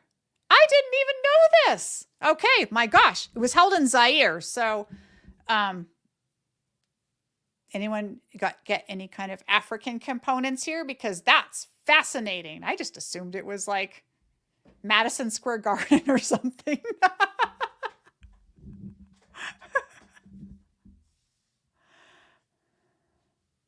Africa. Well, I'm not aware of boxing knowledge either. And this is like, okay, so what you guys need to do with every single session we do tonight is you take, well, I was going to say, take your work home. You're already home. Look at your work later and you need to examine the target. Look all these things up. Look up the eruption at Mount St. Helens. Look up the rumble in the jungle. Look up whatever the next one's going to be. And then you can find all the things that were there, all of the nuances, the environment, the noises, and you can see why your mind gave you what it gave you. Oh, Tom, that's excellent. Here, we're going to show yours up here. Pictures were not way off, okay? Remember, you get what you get. That is the mantra. Your pictures were beautiful. I don't even know what they look like, and I know that they were amazing. You have to work at figuring out why your brain gives you what it does, and you'd be surprised how many times your pictures actually even directly relate. It's just you're looking at it the wrong way. Like, not in the session, in the analysis. Okay? Okay, anyone have anything that they'd like to share on screen? Anyone have anything they'd like to share on screen that because I can invite you up here if you got a webcam and you can be on screen and hold up your work. Is anyone? Let's see. Desert dunes. Interesting. Oh my gosh. Check out Diana here. Struggle, difficulties, drowning. It's no use. All is lost. Unprotected, bloody nose, scraping skin, blood out and open. There you go. That's like, okay, this is classic conceptual remote viewer language. Just things I'll talk about in the 5-day classes, developing like your own personal, what you're really great at. That's amazing. That's why you felt overwhelmed. This is the kind of session I would have been overwhelmed in too. It's just, there's all kinds of interesting things to view.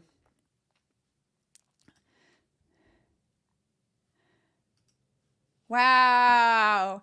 Siobhan, I got radio, bleachers, auditorium, yelling loud, mound dissolving, yellow and blue. Wow, that's excellent. You guys are cool. Okay, Julian, you want to go on? Okay, let's, we're inviting you into studio. So you should okay, Julian, you should have gotten an invitation. And let's see if you show up here. You should show up on the bottom and then I patch you in. This is my first time doing an online workshop with a lot of people, so bear with me, gang.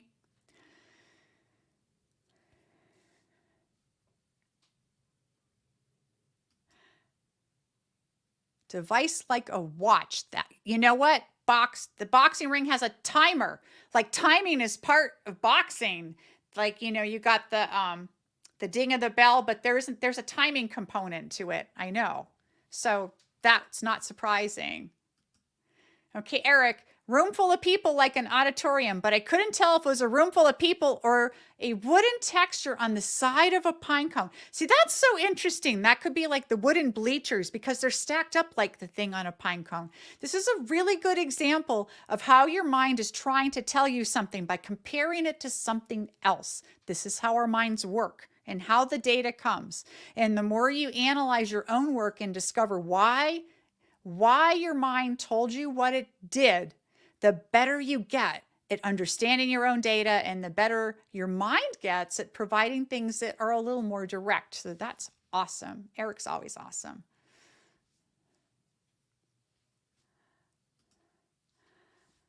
Three knocks. Salty, smell, and sweaty. Well, I bet those guys were pretty salty and sweaty after that big match. And 3 knocks. Knockout. This is a knockout. Just the word knock is evocative here. So that is awesome. You guys are so good. How, look it, just realized I wrote jungle.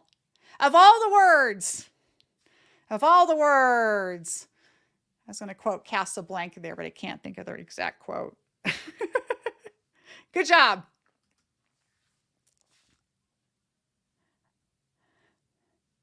Torn and bleeding. Yeah, look at this.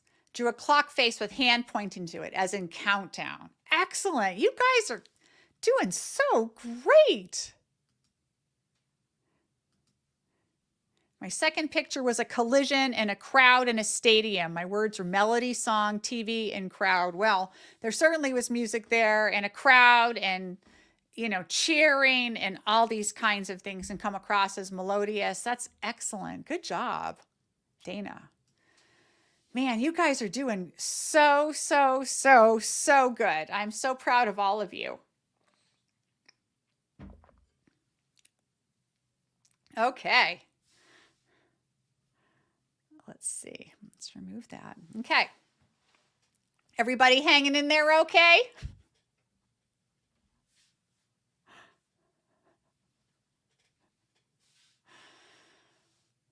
Okay, would people, let's take our second break now. And then what we're going to do is we're going to learn the next little piece in the session.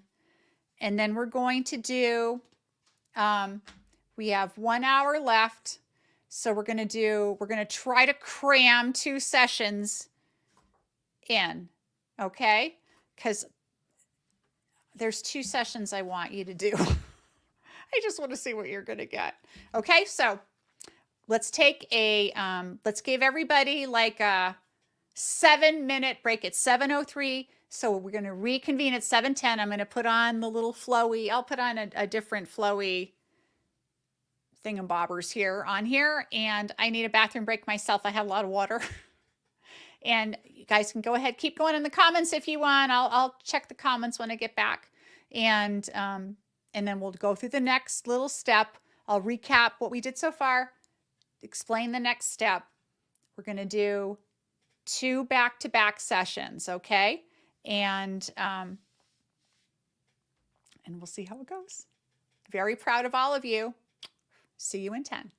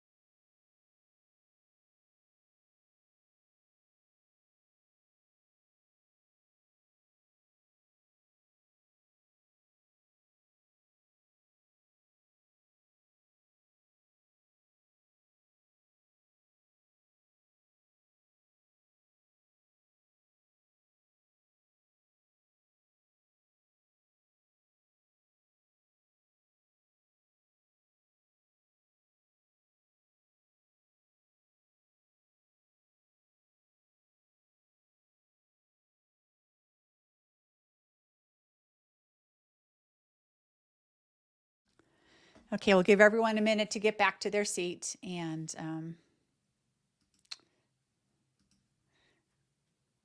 Willie will move along. It's super windy here in Albuquerque.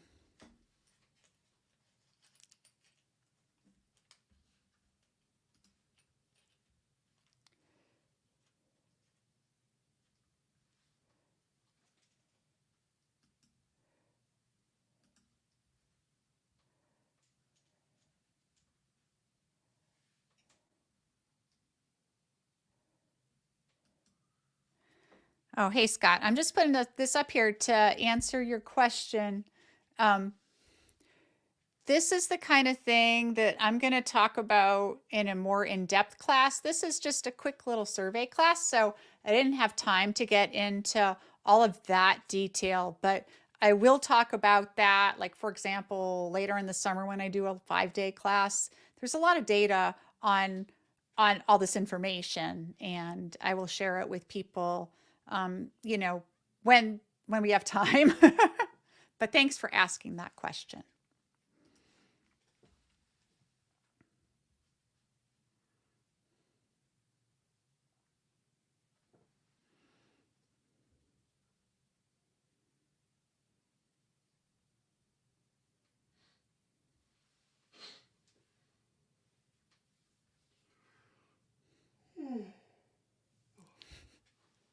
Okay, we're back, and we're going to continue on. I'm going to do a quick recap of the scan page. We're going to go on to the next little step. We're cramming a lot in tonight, guys, and I know everyone's already exhausted, and we probably actually only have time for one more session. Come to think of it. So how about I'm going to give a recap and then explain the next piece of the process, which is very simple, but there are some nuances to it. And then we're going to spend a little time doing the next session, and then we'll have time to go over questions and stuff. That's what we'll do. We'll do one more session.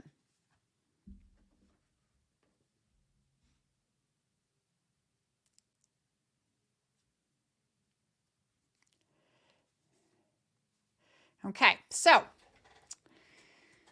let me get back up here. A little creaky. Okay, gang.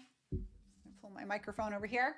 Okay, so just to recap what we've done, because I know some people came in a little bit late, and this is all new and confusing, and I know that it's hard to remember in the heat of the moment, and we went from doing 1 scan to doing 3 scans, and I think that I could tell from some of the comments that was a little confusing, and that's not your fault. It's my fault for not explaining it better, okay? So bear with me. I'm going to go through it again now, real quick, and go on to the next step. So what we're doing here is racing the board.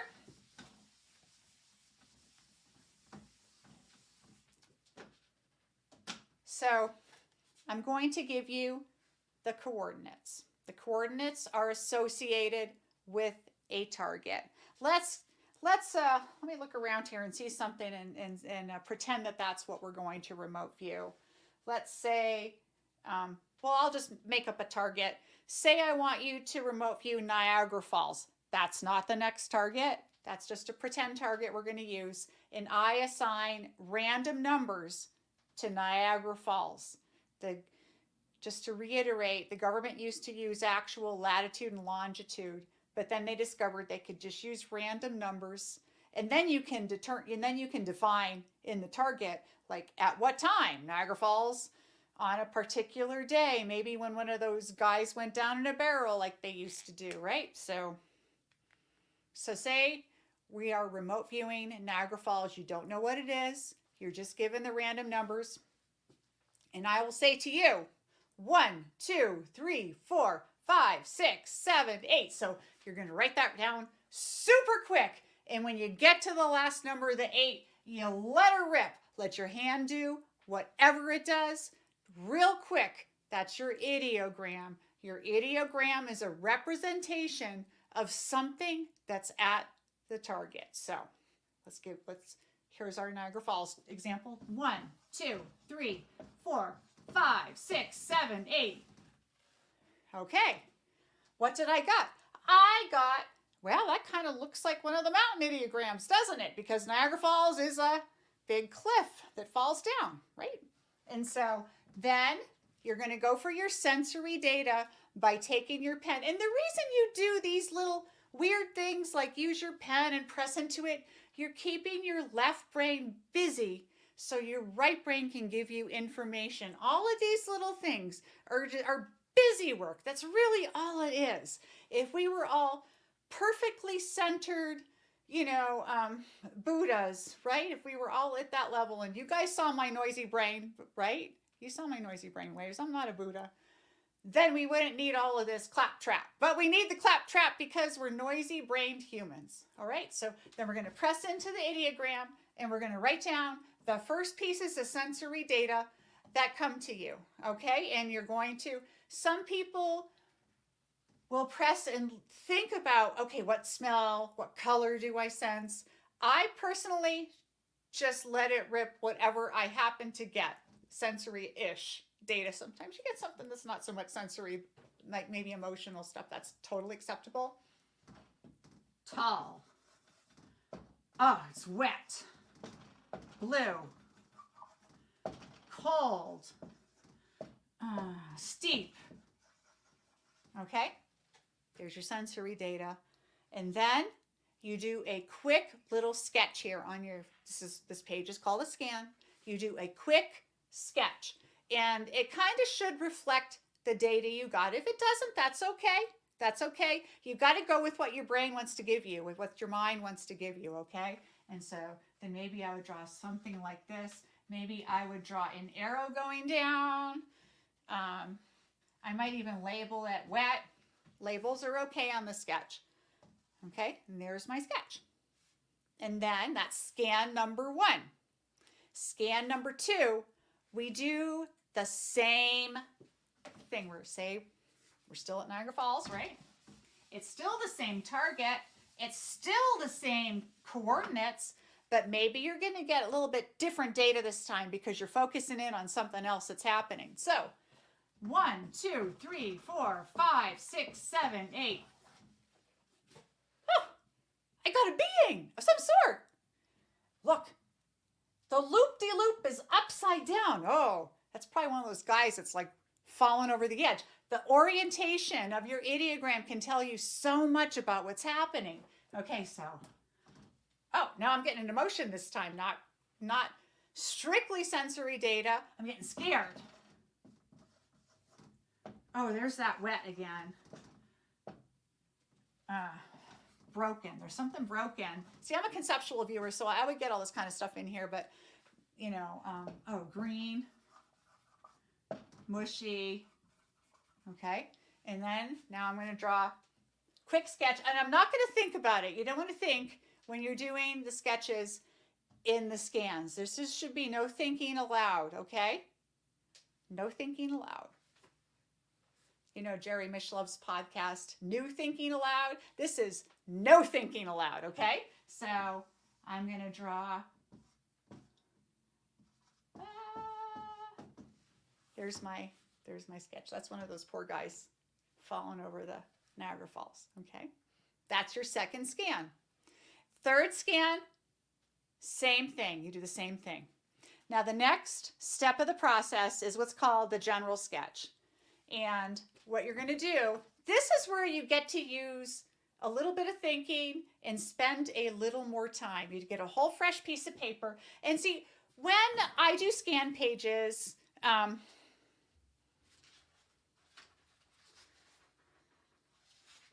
here's a receipt, a stapled receipt from getting copies made for you folks. Okay, so when I do a scan, I do it in portrait mode. So my coordinates go here, ideogram, sensory data, sketch down here. If you were doing it in landscape mode, it matters not. This is just how I do it.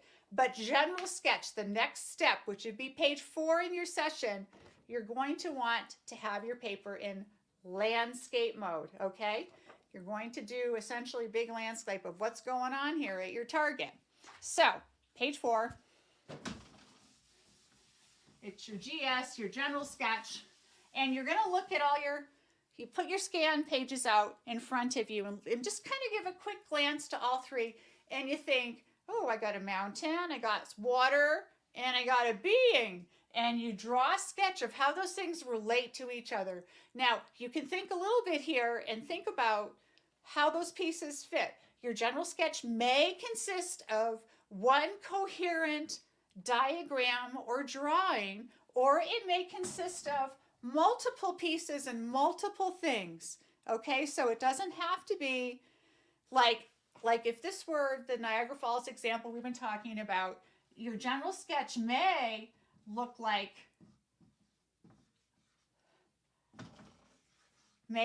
this, a coherent drawing of somebody falling over the falls and the water down below. Or your general sketch may just have different pieces. You may sense there's something like this, a boat, right? And you may sense this thing here and get a sense of motion down. And maybe you draw the person who's falling, you draw them over here. It doesn't really matter. This is still early in the session. It's like I said, a session should go for an hour and a half, and we're just through page 4. Typically, when I do a session, we're talking 40 pages. 40, okay? Heavy duty, okay? Then after general sketch, we get into what they call the matrix. That's like where you really start building a really deep connection. We're not going to be able to get to that today, okay? But maybe if we do another one of these online, if you guys are enjoying this, then I'll set up another one and we can continue on our merry way. So general sketch, you do your 3 scans. I will give you the coordinates, each time. And then when you're done with the third, immediately just go to your general sketch. You can label things. It might be helpful to even probe some of these things to get more data if you want. You can be as detailed or as vaporous as you like in the general sketch, okay? Any questions going on? I haven't been looking at the comments because I've been over here, but let's see if there's any big questions that need to be answered. And then we will look at, this is going to be our final target of the night, okay? So I'm going to look, I had arranged 5 targets for tonight, but looks like it's a 3 target night, folks, because of the, it always takes a lot of time. We're cramming so much in. If we were doing this as an in-person, like a 5-day class, which is like, I like to teach it as a 5-day class, and then you learn and by 5-day, I mean, all day, every day. And then you have dinner together and you talk about it all night. It's like, that's how you learn it. That's where you have the big breakthroughs. But you guys are learning a lot right now and doing amazing. So let me see if there's any pressing questions I need to answer. Okay. I think we're good. Yes. Max, here, let me put this up because it's a good question. Is a different piece of paper than each scan? Yes, it is. It is page 4. Each scan is its own page, and general sketch is a whole nother page. So it's a whole new page, page 4. You got 4. We're going to go through 4 pieces of paper or 4 sides of paper, however you're using it today. Okay. So let's take this time, because this is our last session and we want to put some oomph into it. Let us take a 5-minute cool down. You can do breathing. You can do your binaural music if you like, or just some deep breathing. Let's get super centered, and then we're going to go through it. And again, you'll never be able to guess in a million years what this is.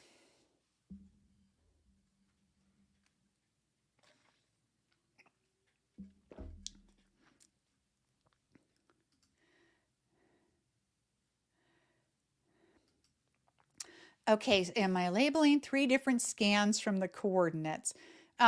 Each scan uses the same coordinate numbers, but you may get a different ideogram each time. You may get a different little squiggle, right?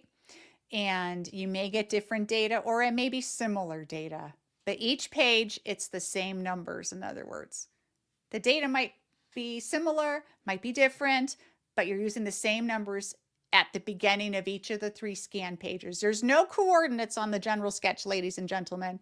There's no coordinates on the general sketch. You just move right from your 3rd scan into the general sketch. Okay, let's take our little 5-minute reprieve. It's 7:25. It's 7:30. We'll begin our final session, and that'll take us to closing. Okay, ready?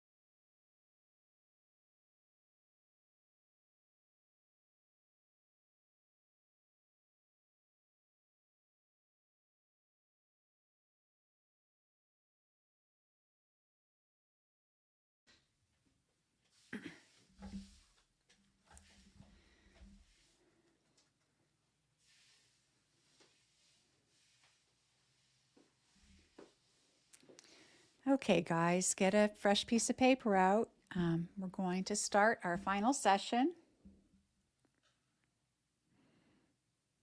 I was just debating with myself which one to give you.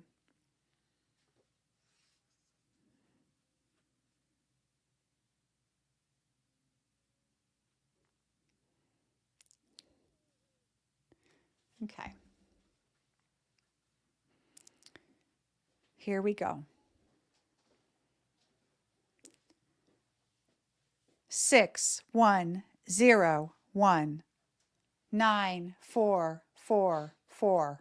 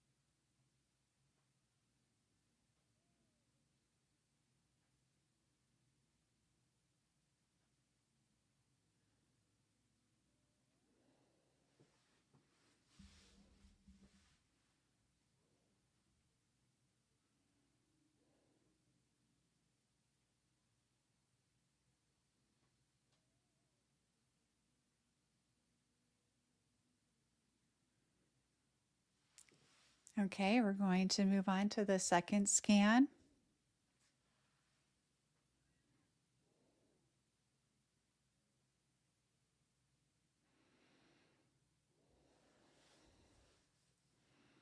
Okay.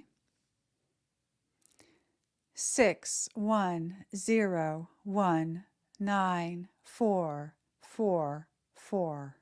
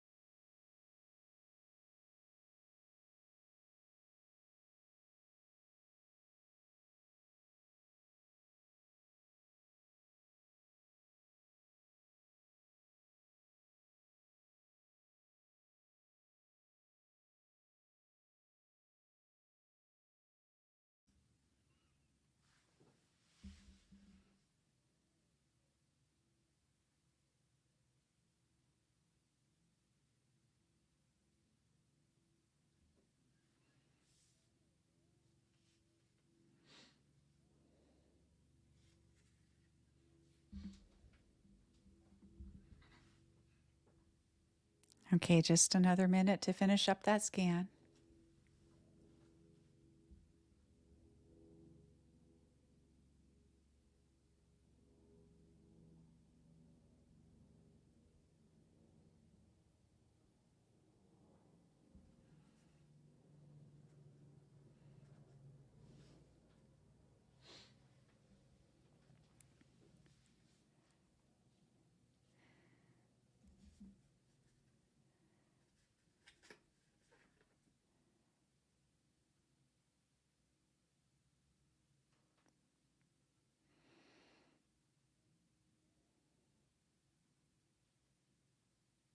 Okay, we're going to start the third scan now. And when you finish this scan, just go ahead and move on to your general sketch, a fresh piece of paper, and do a big old sketch. Okay, put all the pieces together. Okay. 61019444.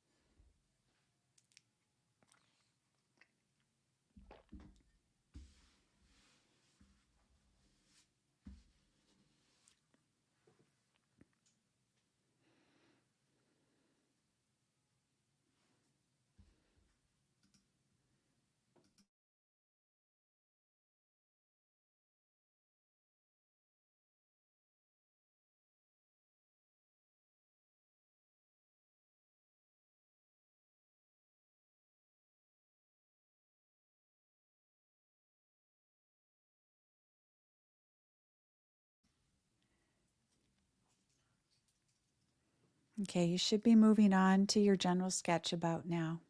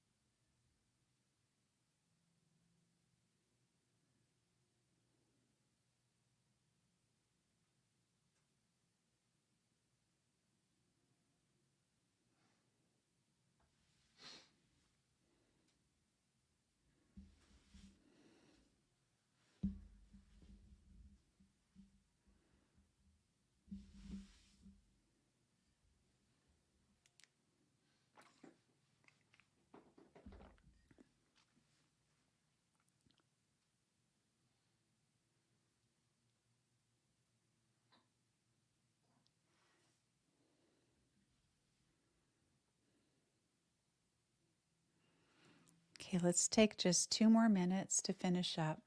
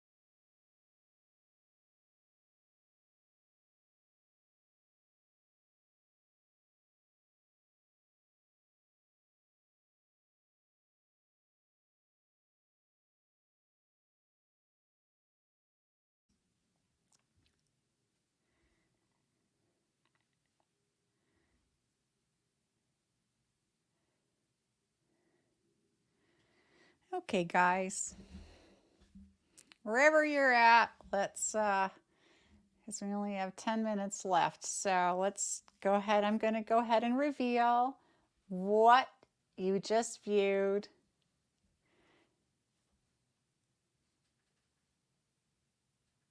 And let's see here.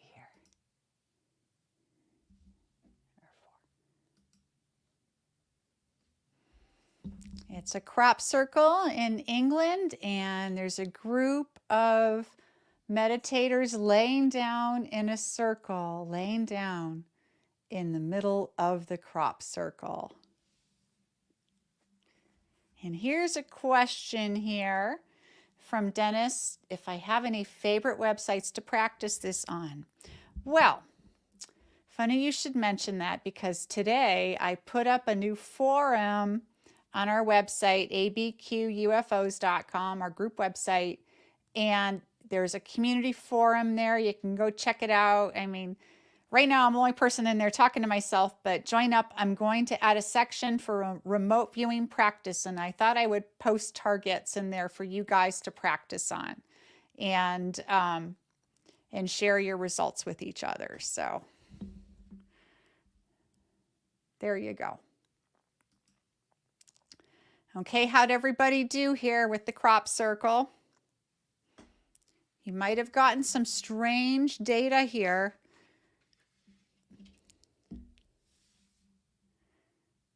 Did everybody fall asleep?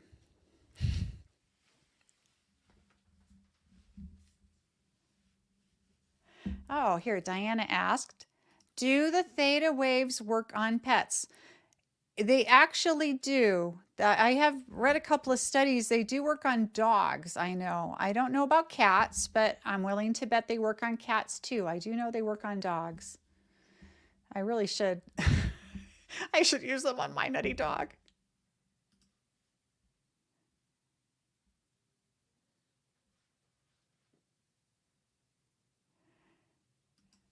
Oh, here, Catherine got paths, fluid, energy. Wow, see, how are these things formed, right?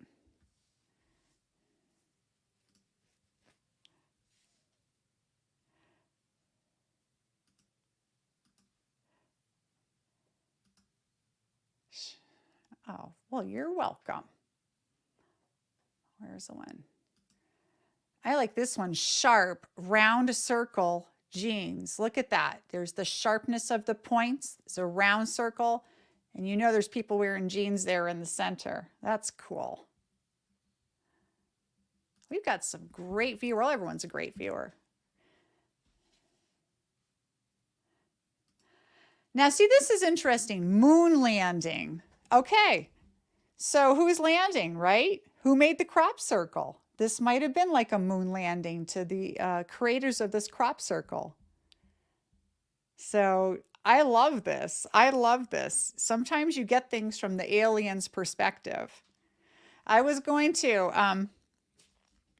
I kind of debated for the last session here. It was either going to give you the crop circle picture here, or I was going to give you the gimbal UFO from the famous Navy UFO videos, the Tic Tac and the gimbal. I was going to give you the gimbal, but I thought we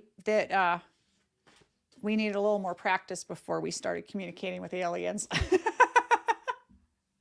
This is great. You guys are amazing.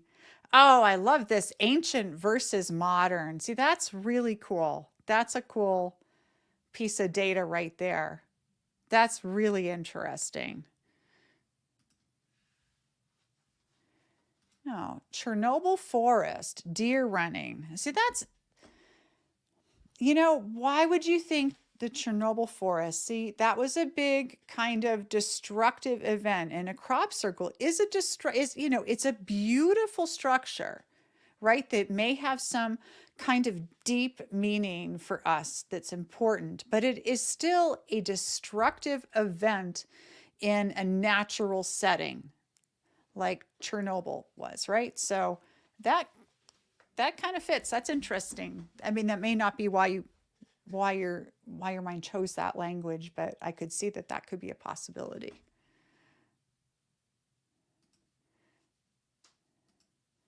Round, and other stuff that doesn't relate. Daphne, you get what you get. It all relates. You have to figure out why. Why did you choose that language? Why did you draw that shape? The more that you self-analyze your work, the more you will see that every piece of data actually fits the target. So you guys have 3 things now to research.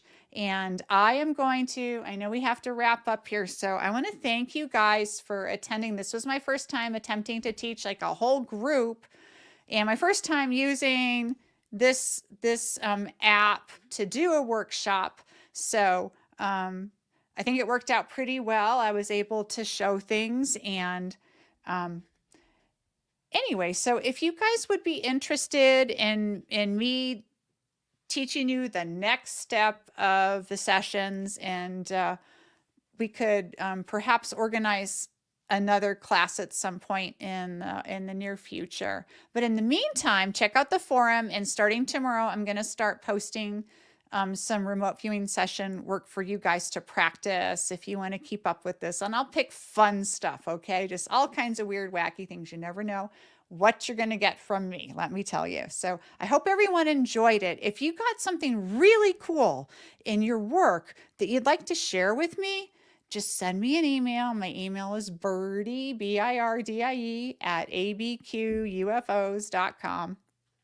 And I would be super happy to look it over and maybe post it up in the forum. You can post stuff in the forum. The forum has chat and all this cool stuff. I worked hard on it. So check it out, and we can share data there. And I think I'm rambling at this point because I'm tuckered out from sitting. I love you all very, very much, and I'm so grateful that you took this class and spent this time with me, and got to hear a little bit about my past history, and I'd be happy to talk about that more in the future too. Love you all. Okay, so let's keep in touch. Send me an email or post on the forum if you'd like to do more of this, okay? Because I need to know what people like in this group. So let me know if you're interested. If anyone just has a burning desire just to, like, they want to do this, like seriously do this work and get to be professional at it and learn cool stuff about the universe, then let me know that you might be interested in the special 5-day intensive seminar I'm doing at the end of summer, okay? Tell people one more time how to get to the forum. Okay, so the forum is at our website, abqufos.com. If you go there at the top of the page, it's got like events, news, YouTube, blah, blah, and it'll say forum. Just click on forum and voila, there it is, okay? It's, let's see, I'm actually just going to go ahead and send you the link right now. Give me a second here. This is the actual direct forum link. Ta-da! Okay, so go there. I haven't posted any targets yet. I'm going to start doing that tomorrow, okay? I need to get some rest tonight, and because I've got a big day ahead of me tomorrow because I have to finally get our magazine launched. So anyway, I love you all so much, and anyone who's interested in continuing further, just let me know, and I'll set up more of these, and we can have some fun, okay? Bye, guys. Let me take this crop circle out of the way so you can see me. Okay, I love you, and thank you. Thank you so much for letting me share this part of my life with you. It's really great to be able to talk about this with people and to see all these new little fledglings spreading their psychic wings. Okay. Good night, everybody. Love you. And one more thing, gang. One more thing.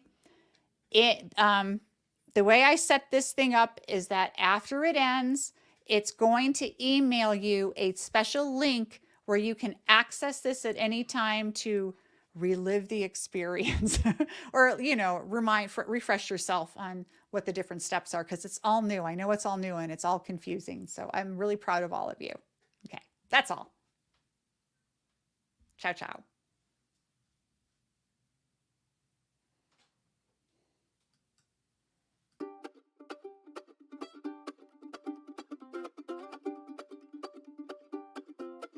Hey, thanks for watching and trying out remote viewing. Check out all my new stuff at norivets.com.